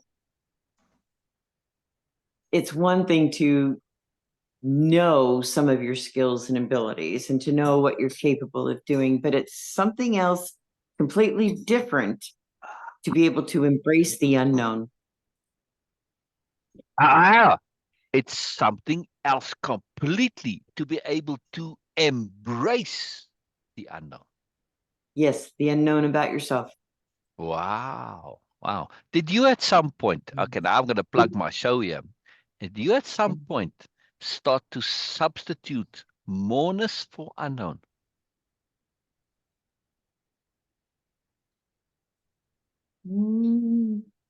I don't know. In other words, did you at some point start to embrace your moreness rather than embrace your unknown? Yeah. Oh, yeah, that's true. That's true. Yeah, I did. Yeah. Oh, I get your question now. Yeah, of course you did. Yes. Yeah. Yeah, of course. Yeah. And I mean, that's a huge point, though. It's a huge point, right? Because that shift from, yes, it is still, there's an unknown in us, but unknown is associated and connected to scary and fearful and terrible and bad, right? And whereas and it moreness creates a lot of anxiety when people feel like they're uncertain. Exactly. So there's so much uncertainty still about myself, but I'm okay with that. I accept it. Exactly. I'm unsure of what exactly my moreness is. Yeah, I'm going to stumble into it one day and I'm just going to go, oh, hey, that's really cool. Exactly. Exactly. In other words, right, being unsure and uncertain has usually got a negative connotation. But when I'm not yet sure of what my moreness is, well, that's kind of exciting. I'm going to find it out. It's going to be fun to find it out. Very different mindset, very different expectation, right? Yeah. Which sometimes trying to describe your moreness, I've been asked that before. What do you mean by moreness? And that's a tough thing to do. It really is. It's like, it's one of those things You know what? If you've got about 5 or 6 hours, we can talk. There you So, go. There you go. That's why moreness is moreness, because there's always more yeah, to it, right? there is. And Yeah. once you start unpacking it, it doesn't stop. It's a It's brilliant. never-ending suitcase. It's Yeah, brilliant. It's brilliant. it's an It's endless brilliant. suitcase. Yeah. Yeah. Hence the Um, name of the but yeah, show. yeah. Beena, So that's Yes. Beena, what did you want to ask, Yes. Sher? What do you want to That know? was my question, and this is what Sher actually asked, Well, and what he else do you want to know? rephrased my question. Yes, Sher, when you were writing these books, and like because you did one, and then now you are doing the second one, uh-huh. what is your intent that after you will write this book, what will happen in your life in general? What is the intent about this book? Mm. Well, first to share the Well, duh, to your share name, Sher. yeah, to share an understanding of this process and what it means to trust the process, Hmm. what it means to trust it. Wow. Now the intent afterwards, public speaking, some touring and more rowing. Just More because I rowing? finish a More book, rowing? growing, More Oh, growing. growing. Oh, yeah, growing. Oh, sorry. yeah. Because just because I finished a book, or when it's finished and published, that's not going to mean that that's the end of it. That's still just the beginning. Book one Yes. was the beginning. Yes. This is Yes. chapter two. That's all this is. This is chapter two. Isn't Um, moreness, when we embrace this moreness journey, yeah, yeah, aren't we always beginning? yeah, No matter how far absolutely. we've gone, we were always beginning. Isn't that cool? So my intent would be to explore what else is out there. Wonderful. Maybe Wow. even travel. There you go. Hmm. There you go. There you go. I want to By the travel. way, to any listeners, feel free to invite her. She Oh may just yeah, take you up on it. please. She may just take you up on it. Yeah. Absolutely, Right. absolutely. Right. Right. See details afterwards. Right. It's a Yeah. very big deal. Well, yeah, absolutely. And I'm really serious. I'm really serious. Yes. If Yeah. somebody were to genuinely invite you and say, come stay with me for a week or two or whatever, I mean, this would be wonderful. I think this would be wonderful. Oh, you Where too. I'm at right now, I don't have the space for it, but this would be really cool. And if we Yeah. do have that space, just think of this, right? And to me, as a feature of a show like this, if Hmm. if the viewer knows that, yes, all right, my producers are going to come and check you out and visit you and make sure you're not a crazy, but okay, most people aren't. Right? It doesn't matter, right? Yeah. I mean, this is a wonderful thing, and I think that if we do make this a thing more often, a lot of people travel a lot, and especially celebrities, right? The typical guest on the show. Where do they stay? They stay in a Hmm. fancy hotel, impersonal. Yeah. Yeah. Right. Now, sometimes they got a group and they got the entourage, depending on the level of the celebrity. But some, like authors, they don't have a huge entourage. They don't have people walking around them, security and all this. Right? No, They're just it's a regular people. lonely They're just life. regular people, right? Yeah, Now, we are. no, those regular people, they would love to stay with you in your house as a fellow regular person, right? And I got news Oh for yeah, you. Those absolutely. celebrities with all the entourage and everything, they also regular people. They're just regular people with baggage. Yeah. Right? It's baggage. It's baggage. Um, Anybody who's experienced that level of celebrity will tell you celebrity is baggage. Yes. And mhm. as much as people think they want it, it's not all that fun. You have to worry about Yeah. the paparazzi who has got to have this with you. I mean, there's a lot of extra stress to it. And to what Yeah. end? To feed your ego? Well, at some point you get over that and it just becomes a pain. Yeah. True. Right. But I True. think that, if we start a culture where we are inviting each other more to our houses, yes, Hmm. yeah, I mean, just think of this. Okay, we've got Airbnb and people are doing this. And there's some financialness involved in it too. But I mean, where we can say, just come and visit me, nothing like this. What are we Yeah. going to be doing? We are going to be spreading moreness culture. Yes, Oh yeah, through absolutely. interaction. How wonderful is Yeah. this? Especially Yeah. if you're a fan of Sher's books, to have her stay with you for even if it's just one night and have dinner together and be able to chat with her and grill her and ask her. I would have, I would have loved to be able to talk to authors when I was a young man and at school and reading. I mean, Yes. I read like crazy, right? And that Yeah. was not an option. We take it for granted today. You can sort of more or less contact most audience. Was not an option. And you know what? I was just this morning. I You know, left. you're right. It A, a, wasn't. yeah, there's something Yeah, it profound. never used to be. Yeah, yeah, exactly. But something for me that's personally profound. I had a huge library, literally thousands of books, all that I'd read. Yes, I had to leave it behind when I came here. So the only thing that I sort of a little bit regret is I still don't have my Mhm. library, because I got great joy out of just looking at the books. I would walk by and you see a title, and when you see it, it brings everything back in there. It was a mnemonic reminder, the library, of connectedness to all of it. But and I had a special shelf of like my desert island books, right? Or like a fire shelf, right? If there's a fire, I'm taking this shelf. The rest, not so bad, right? The ones that mattered to me. Right. That shelf now would contain the books of people that I know, books of my friends, like your book. Yes. Yeah, And I that have would be cool.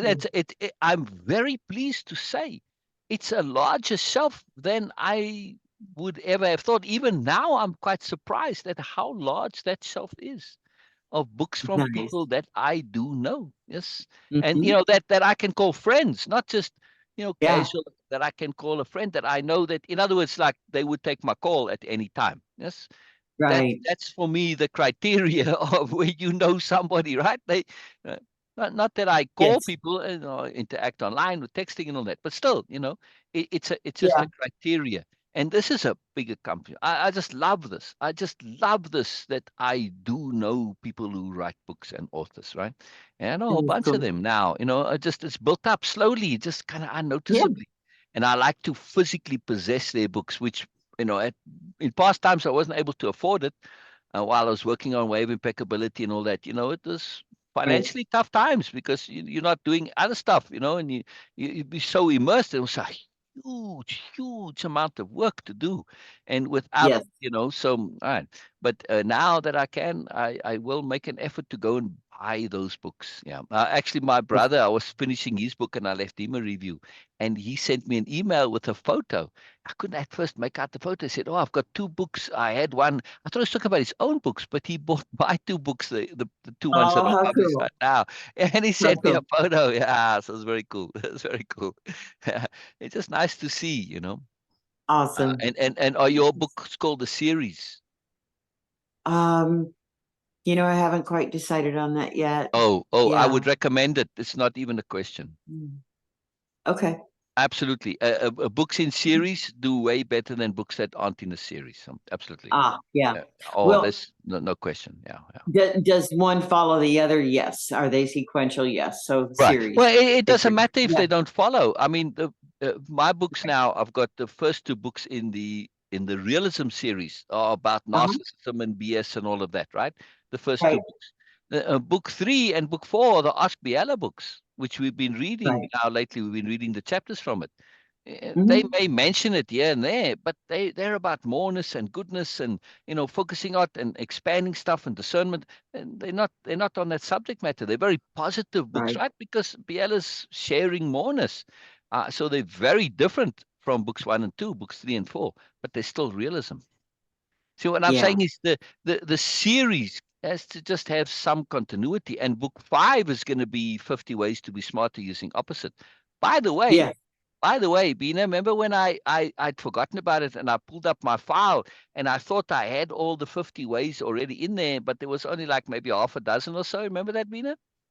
Yes, yes, Remember that? Let me show you something. Let me show yes. you something. Right. We're going to be slightly focused on the host here and ignore our guest a little bit, but all right, so be it. It's important. Important. That's Well, okay. there's a reason why I'm doing this, because I want to just share process, right? Because Sher was talking about Hmm. process. It's always connected, right? So it's all your Yes. fault, Sher, because you're talking about process. I'll so take it. so one of the processes is, if you are writing a book, and an idea comes, make a note of it right away, right? So in my Absolutely. mind, when I made this title originally, I had 50 things and I thought I had them noted somewhere, right? But I didn't, right? And so I saved it and it didn't save and whatever. So I only ended up with that half a dozen. But since then, which was, when did I pull up this, Beena? When did I pull up this book? About like 2 weeks ago, maybe a week ago? 10 days, yes. 10 Not days. much. Yeah, exactly. Yes. So 10 days ago, I had like 6 things in here. Look where we are now. Oh, Can you wow. see? Oh, wow. See? Yes. Chapter 34, right? Yes. And, that's Yes. and all that it came from was just like I'm talking is, oh, hey, there's another thing to go in this whole philosophy of Yes. opposite book, right? Because that's really what the title should really be, the philosophy of opposite, not the philosophy of Yes. opposites, the philosophy of opposite. It's a general abstract concept, right? Anyway, Yes. but that's like a very technical, philosophical, dry. It's like 50 ways to be smarter using opposite, much better, correct? Much better. Yeah, I like that exactly. one. And also, I like the opposite involved in that, because anybody says, yeah, but Syl, this is book 5 of whatever of your realism series.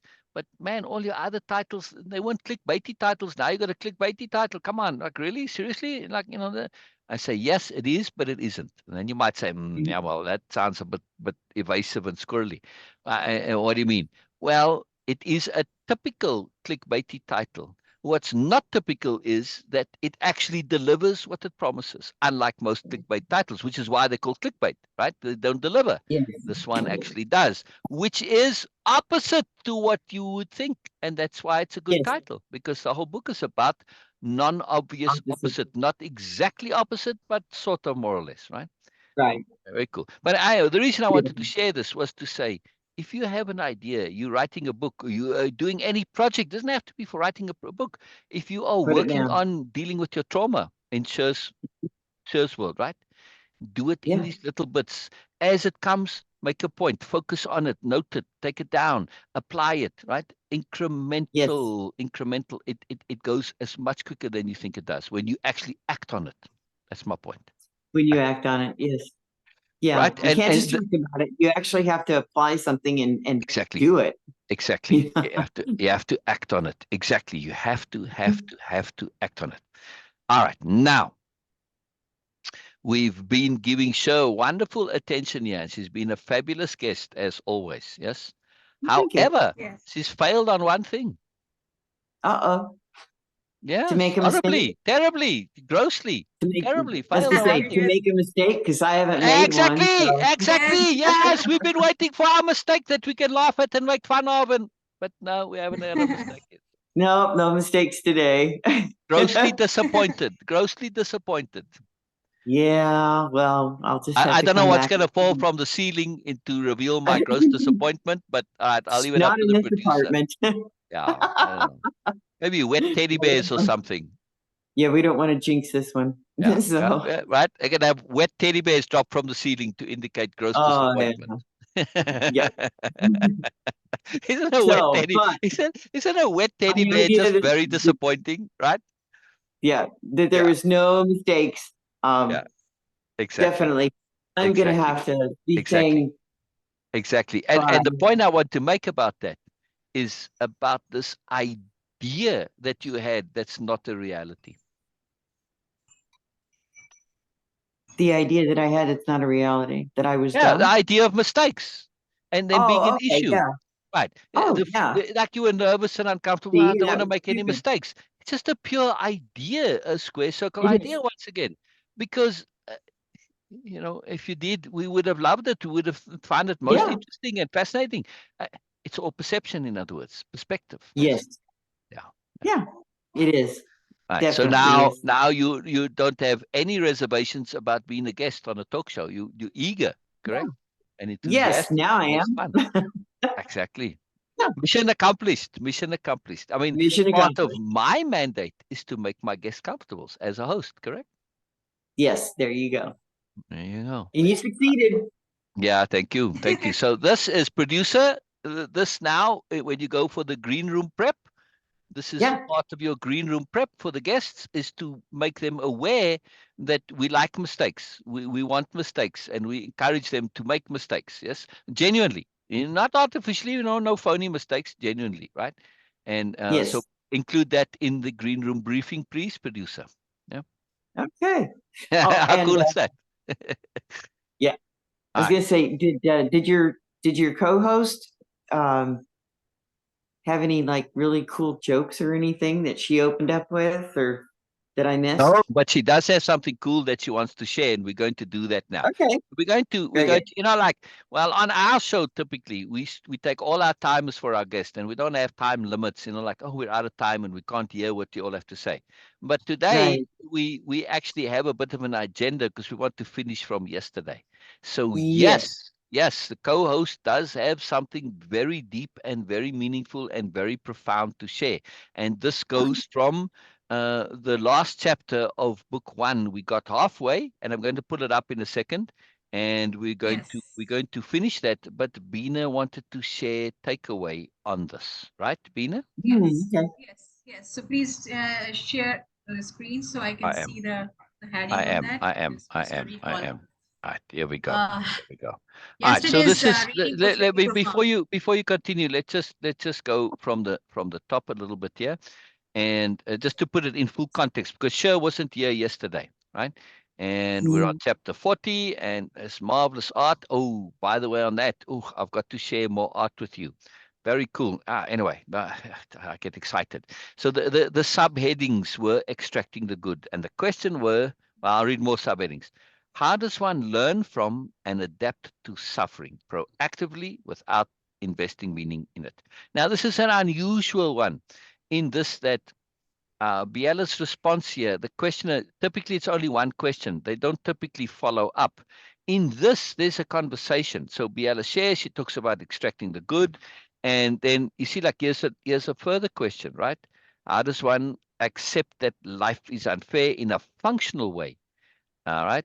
With right. So this Wow. was the questioner get more into it, and they don't quite get it at first. So where Biella talks about Big positive questions. confirmation bias, and Mm-hmm. then assuming responsibility for living, necessity for change. Look at these pictures. Isn't that really cool, sir? Beautiful. Personal, intimate value, right? And yes, was a big point that I made again about philosophy of opposite. And I actually went and while we're doing this, I added it as a chapter that came up for me. All right, Uh-huh. we haven't read all of this now, but this is where we were, and we almost where we were. But the questioner says, so your approach is to look for the good in all suffering, and you mainly see your suffering as some form of resistance to change. Now, first of all, Biella said from, which is the next heading here, from, not in, right? And then this part, if you read the preceding, this part is like, how did you get this idea, questioner? It is like completely no evidence to support this at all. Why? Because it's self-relevant, not relevant to Biella. Even though she's asking it of Biella, it in philosophy of opposite, people do this all the time. Capital H hearing, we're aware of this, that Right. they ask or say things that apply to themselves, right?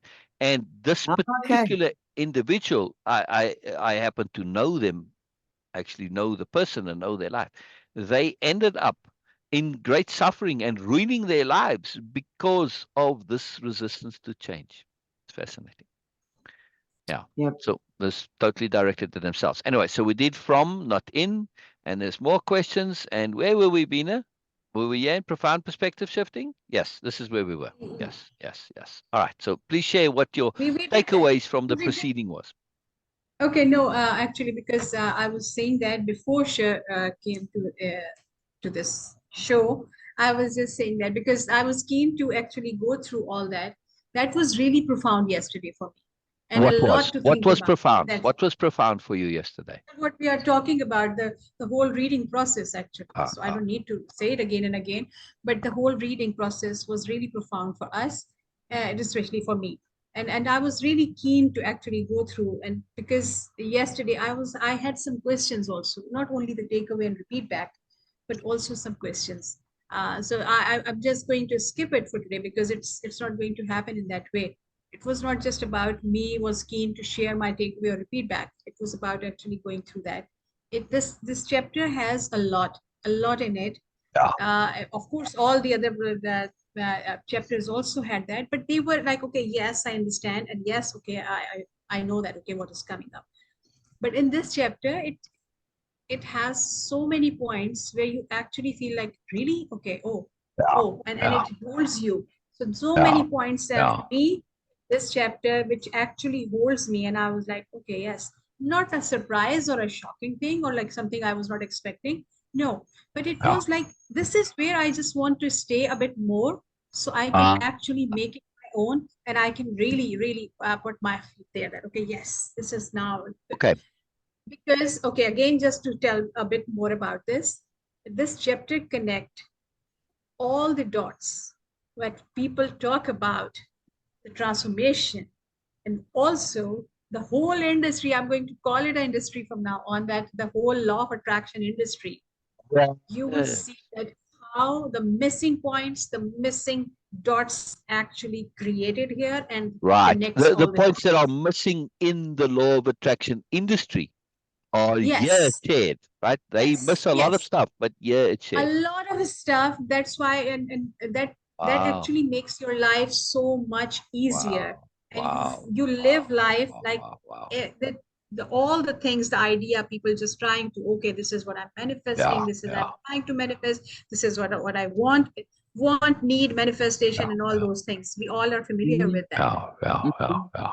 If we just pay attention to this chapter, at least this is my understanding. Again, I could be wrong, or it could be only for me, but I'm just sharing that this chapter actually connects all the dots. Like, okay, Yes. yes, no, no. And Yes. also it I burst a mean, lot of myths. It burst a lot of myths about Yeah. things which we assume that, oh, if I will do this, this is going to happen. Why? For me, the answer was that why some people are so good, so organically expert and good in manifesting their desired situations and aspects in life, while other people, they are just continuously struggling and trying and trying and trying, and or every single time they come up with new technique, but it is not happening. Why it is so? This chapter also explain it, that, okay, oh, this is the missing part, this is where they were missing, this is they were not doing right, in other words, not doing appropriately. So that's why I was keen to go through that chapter again. That was my thing. Okay. So So, I'm going to, okay, yes, because we are a bit in hurry. well, So that's because what we I are, was just about to say. Do you see what I'm doing here now? yes, I'm making the title for tomorrow, and I think yes, what we can do tomorrow, since very good. now time a bit pressed, and as I have to go, I've got a doctor's appointment later, so I yes, can't go two-way overtime. So we'll tomorrow, what we're going to do is, and hopefully Sher can come back again, is we'll go yes, over the entire chapter, Beena, and devote the yes, entire show to just this chapter. Yes? yes. Good idea. Thank you so much. Thank you That's so a good much. idea. Yeah. Yes, Yeah. for me, this is a personal favor. I'm just taking it as a personal Yeah. favor because I want to do this Yeah. again. Yeah. And Yeah. this is part of my capital R reading. Oh, I And love it. I love still, it. I love it. I it love will it. be very helpful if you will just give it, send Right. it to me, like you can share it with me, so I can read it and just make my notes, Oh, because this is you very, want me to email you the chapter? Is that what you're saying? yes, Huh? yes, Let's do that right now. yes, that will be very helpful.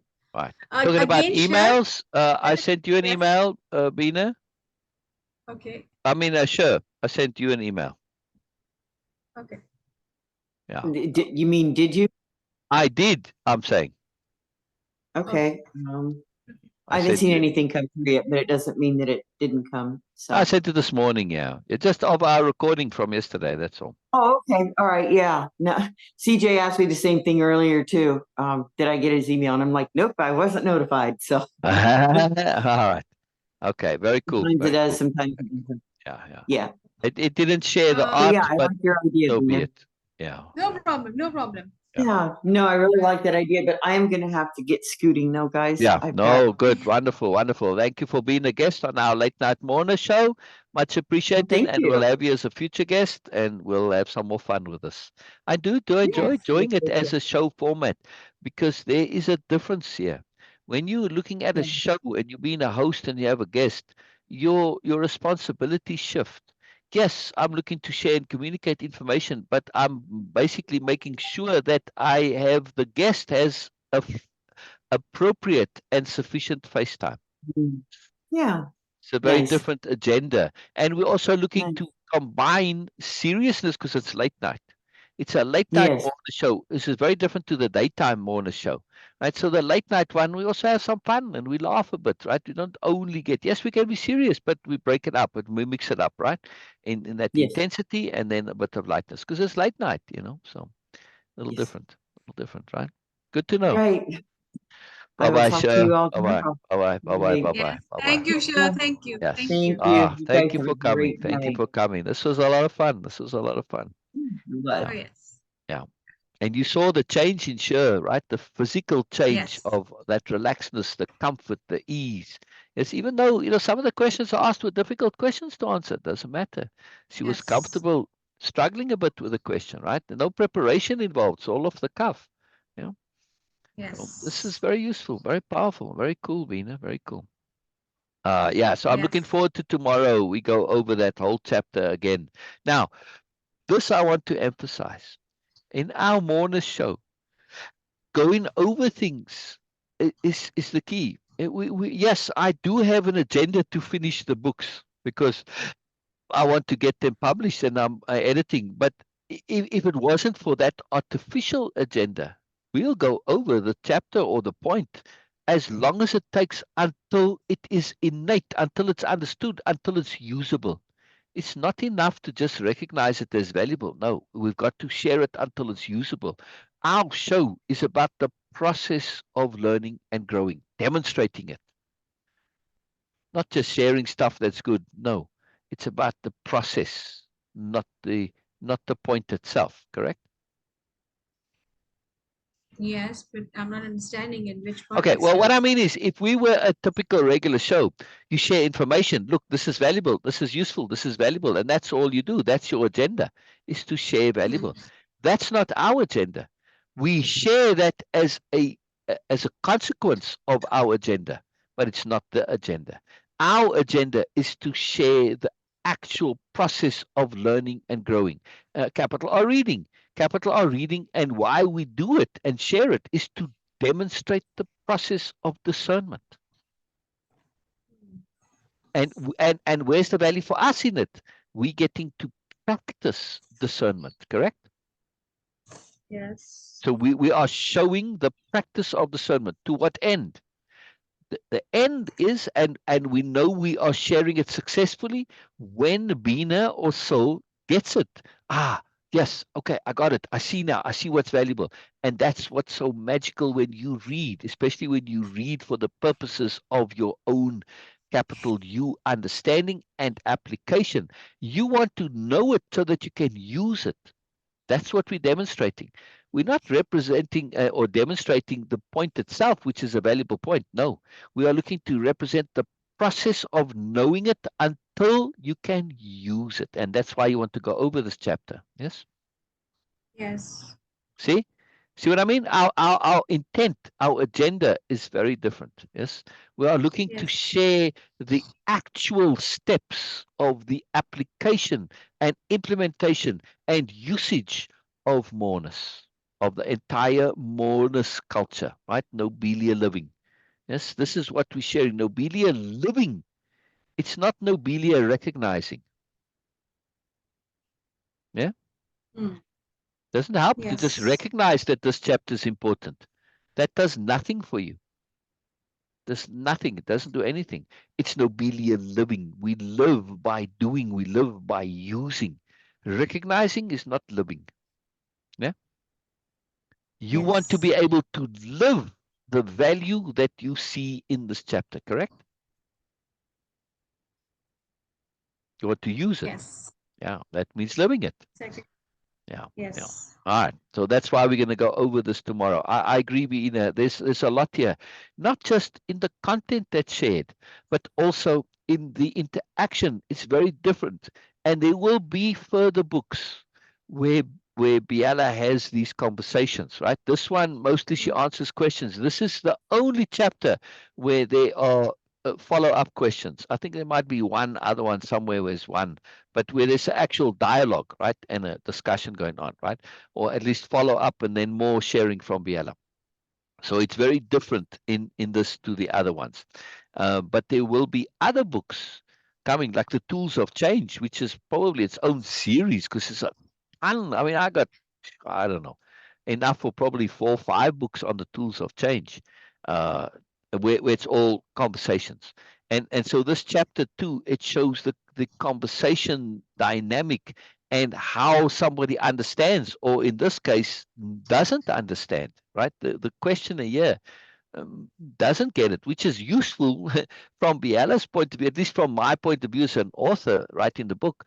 The fact that they didn't understand gave Biella opportunity to explain more and come in depth, which is what makes it a fabulous chapter and why it's the end chapter. And actually, it just happened to be by chance that it came to be the end chapter. I didn't deliberately put it there. It just worked out that way. But it's fantastic as an ending chapter because we see this process of moreness and how we don't understand and the necessity for perspective shifting, which is exactly where we stopped yesterday, right? The next section is called perspective shifting, if I remember correctly. Yeah, profound perspective shifting.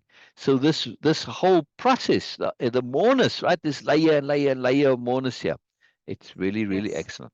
Very cool. So I'm very, very, very excited to be doing this all tomorrow, Beena. And, I want to just comment on this too, that your earnestness in wanting to go over this and your joy of doing so and that desire, that moreness, that thrill of it, this is to me just profound. It's just wonderful and beautiful and awesome. Yeah. Yeah. Yes. Just love it. Just Thank you. absolutely love it. Oh, pleasure, pleasure, Oh, pleasure. it is something like, okay, I don't know. I never actually just made it like a very clear, obvious intent. But this is how I am maybe. That whatever I'm reading, if I am not actually doing capital R reading, what's the point to read that? Exactly. Exactly. Well, this did I become can a very deliberate intent when we spoke about clarity of intent. It I it mean, but it's it so was, innate yes, I'm now. saying that. Yeah. No, Yeah. I'm saying that no, it was also before because I told Right. you that okay, I was not doing Right. that because that's why I was not reading. If I cannot understand that, so I'm not going to read this. And if Yes. I cannot Yes. pay attention to it, so that's why my reading experience is very limited. But whatever, I'm lucky that okay, whatever I have read, so it was profound, and of course now Yeah. it is Yeah. getting like more skilled and Yeah. more polished. But again, coming back to the same thing, if if I am not doing the capital R reading, if I'm not capital R reading anything, there is no point to read anything at Exactly. all. No, it's not going to Exactly. benefit me. Exactly. And also, I want to mention just a little non-obvious point. Uh, wow. Okay, I'll add that to dictionary. I'm sorry, philosophy of opposite. Right. Again. An obvious point here is that you not reading as much as you would have liked to in retrospect, I think is a great boon. Now you can read, but then Yes, think about how much you may have picked up and accumulated and assimilated inadvertently that you would have had to yes, unlearn later. yes, Yes. yes, And you didn't have yes, that. You were saved that. So therefore, you not learning is a boon. Yes. exactly. You're right. Yeah. Yeah. Yeah. So that's the philosophy of opposite. Not learning can be a boon. Yeah, and that's a very radical statement. Yeah. I mean, probably Yes, somebody who just sees the title of this chapter will yes, take offense at this and say, "Man, how can you be promoting not learning? Isn't that irresponsible?" No, it's about appropriate learning. It's about appropriate learning, in other words. But it's the philosophy of opposite. To realize that if we learn the wrong things, we have to unlearn them. So pay attention to what you're learning. Yes, that's the point yes, here, right? Don't just assume that learning by default is always good. No, it's not. Yeah, appropriate learning. yes. Right. So again, you see, oh, I forgot to put chapter 35 in front there. So CH 35. Wonderful, wonderful, wonderful. I love this. I love this. It's getting there. Yeah, we're nearly at 50, you know. So, again, it doesn't have to be 50. It can be 40 ways or 35 ways. I could stop right there, right? I don't Yes, have to. I yes, just liked 50. I don't know, because 50 ways to leave your lover, right? I don't know that song, you know. So 50 Shades of Grey. 50 as a number is good in this context, right? Yeah, yeah. 50 Shades of Opposite could be called that too, right? Hmm. Peter's not, not very encouraging on that title. All right, nix that one. That's not going anywhere. That will not be Exactly. Beena approved. That will not be Beena approved. No. Yeah. I didn't think so, but I was having some fun. So, yeah, yeah. Brilliant, Bean. Brilliant, brilliant, brilliant. All right. On that note, all right, I'll see you soon. We have some few things to chat about, but we'll end our live for today. Yes. Okay, okay. Unless there's something Yes. else you wanted to share. Unless there was something else to share. No, about anything, like, okay, everything, sorry, not anything, but about everything in my life. Uh, I do attract people who are such profound human beings, such profound Yeah. beings, really. Uh, and uh, and they always protect me. I do have my own sensor board, uh, which is always on board. Like, and they have recommendation. They do share things like the 50 Shades of Grey. I was like, okay, that it, 4 years ago, I guess, it was a big thing that that song was like, and I was like, wow, this is so catchy and so on. And I was sharing. So one of my friend asked me on Facebook that, okay, oh, do you know that, okay, this, which movie this song is from, like very famous. And I said, I don't know. But then I thought that, okay, oh, it's so stupid to just say that. Why not I just, like, why don't you, I Google Beena, and I just did. And I just said, okay, oh yes, I know. And then I put the 50 Shades of Grey. And my friend says, okay, that is something, um, it is something, not a valuable thing to spend your time and energy on watching this. And I said, I don't watch movies without recommendation. So thank you for doing that, because I'm not going to do that. And I don't have a curiosity for those things. That is something. And I was thinking about it, why mostly, generally, the idea is that 99% people, when you say something that, okay, don't do this, it's not something, they get curious about that. Why not I have the curiosity to just go and see that, okay, why he was saying, why she was saying this, and okay, and I'm going to explore it. Why I don't have that? Because of capital T, trust. Exactly. Exactly. Trust not only into my friends, but also my trust is in the universe. The universe Exactly. is going to bring the appropriate things at appropriate time in my life. So I don't need to Exactly. rush. I don't need to be wildly curious about things. I'm Exactly. keen to learn and grow, but I'm not curious Yeah. wildly to Yeah. explore everything. Whatever is happening in my in around the Yeah. world, Yeah. I am not responsible. I am not going to. Okay, again, it is to live in my area of influence also, where I can do something about it in positive way. Then I'm curious about it. If not, I'm not going to. So my area is of concern is also limited. It's a vice versa effect for me. I was trying to deliberately live in my area of influence, which actually limit my area of concern also. Yeah. So it's not, I'm using the word limited here, but it's actually very deliberately chosen one. This is the perks of deliberate living. That when you concern about things only when you choose to concern about that. I know that Exactly. for some people it is very against being empathetic and all that, but no, it is not for me. I choose deliberately to feel concerned about things now, and this is so valuable for me. Okay, again, many perks of deliberate living, many perks of way of impeccability and more this in my life. This one is one of them. Yeah. Keen and eager to learn is different. Curious, being curious about everything. I don't feel Mm. threatened. I don't feel threatened when someone says something like, okay, oh, it's a waste of time, or we don't go there. I don't feel threatened by that. Oh, they are limiting me. They are trying to restrict me. Once you have that independence of being, you don't get into this nonsense that, okay, anyone can actually limit or restrict you. No, you don't. I don't feel threatened by it. My freedom doesn't feel threatened by anything. I said, oh, okay, so if you are saying that, what's the good in it? If you're suggesting something, what's the good in it for me? Yeah. Yeah. Yeah. Yeah. Mostly when Exactly. you try to suggest something, other people know I know what I want to when I would do. So you cannot tell me. If you are telling me something, even telling me, it's up to me how I'm going to react and respond on that. So why to get offended by that? No. Exactly. Exactly. It's so amazing. It just takes a little bit of shifting to change everything. Yes.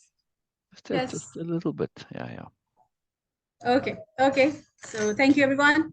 It was really wonderful to have Cher also as a guest today, and also Yes. I want to have it Norma was on and I really want to have Ramsey on, but especially Norma. Yeah. it was really refreshing and Wow. exciting to see Syl as a late night show host, Oh, which is a different experience, of yeah. course, because you Yeah. always have very high energy. I don't have much experience with late night shows, but our host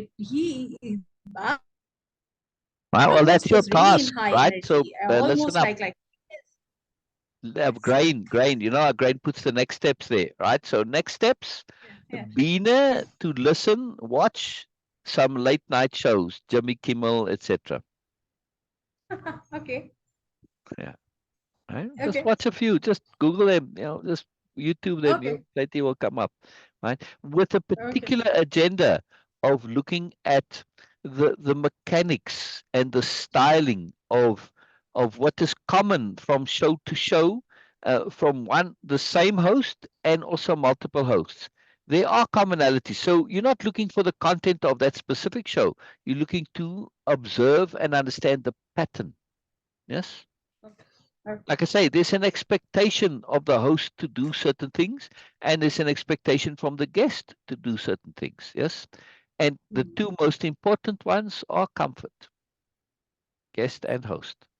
Guest needs to be comfortable, host needs to be comfortable. Host needs to be comfortable. There was a Chevy Chase. He was very big in comedy shows one time, right? Comedy Mhm. movies. He was a big actor. Many maybe in the younger generation maybe not know who he was, but back in the day he was big, and he was very popular. People loved him, right? He was famous for Caddyshack, for instance, and other movies, right?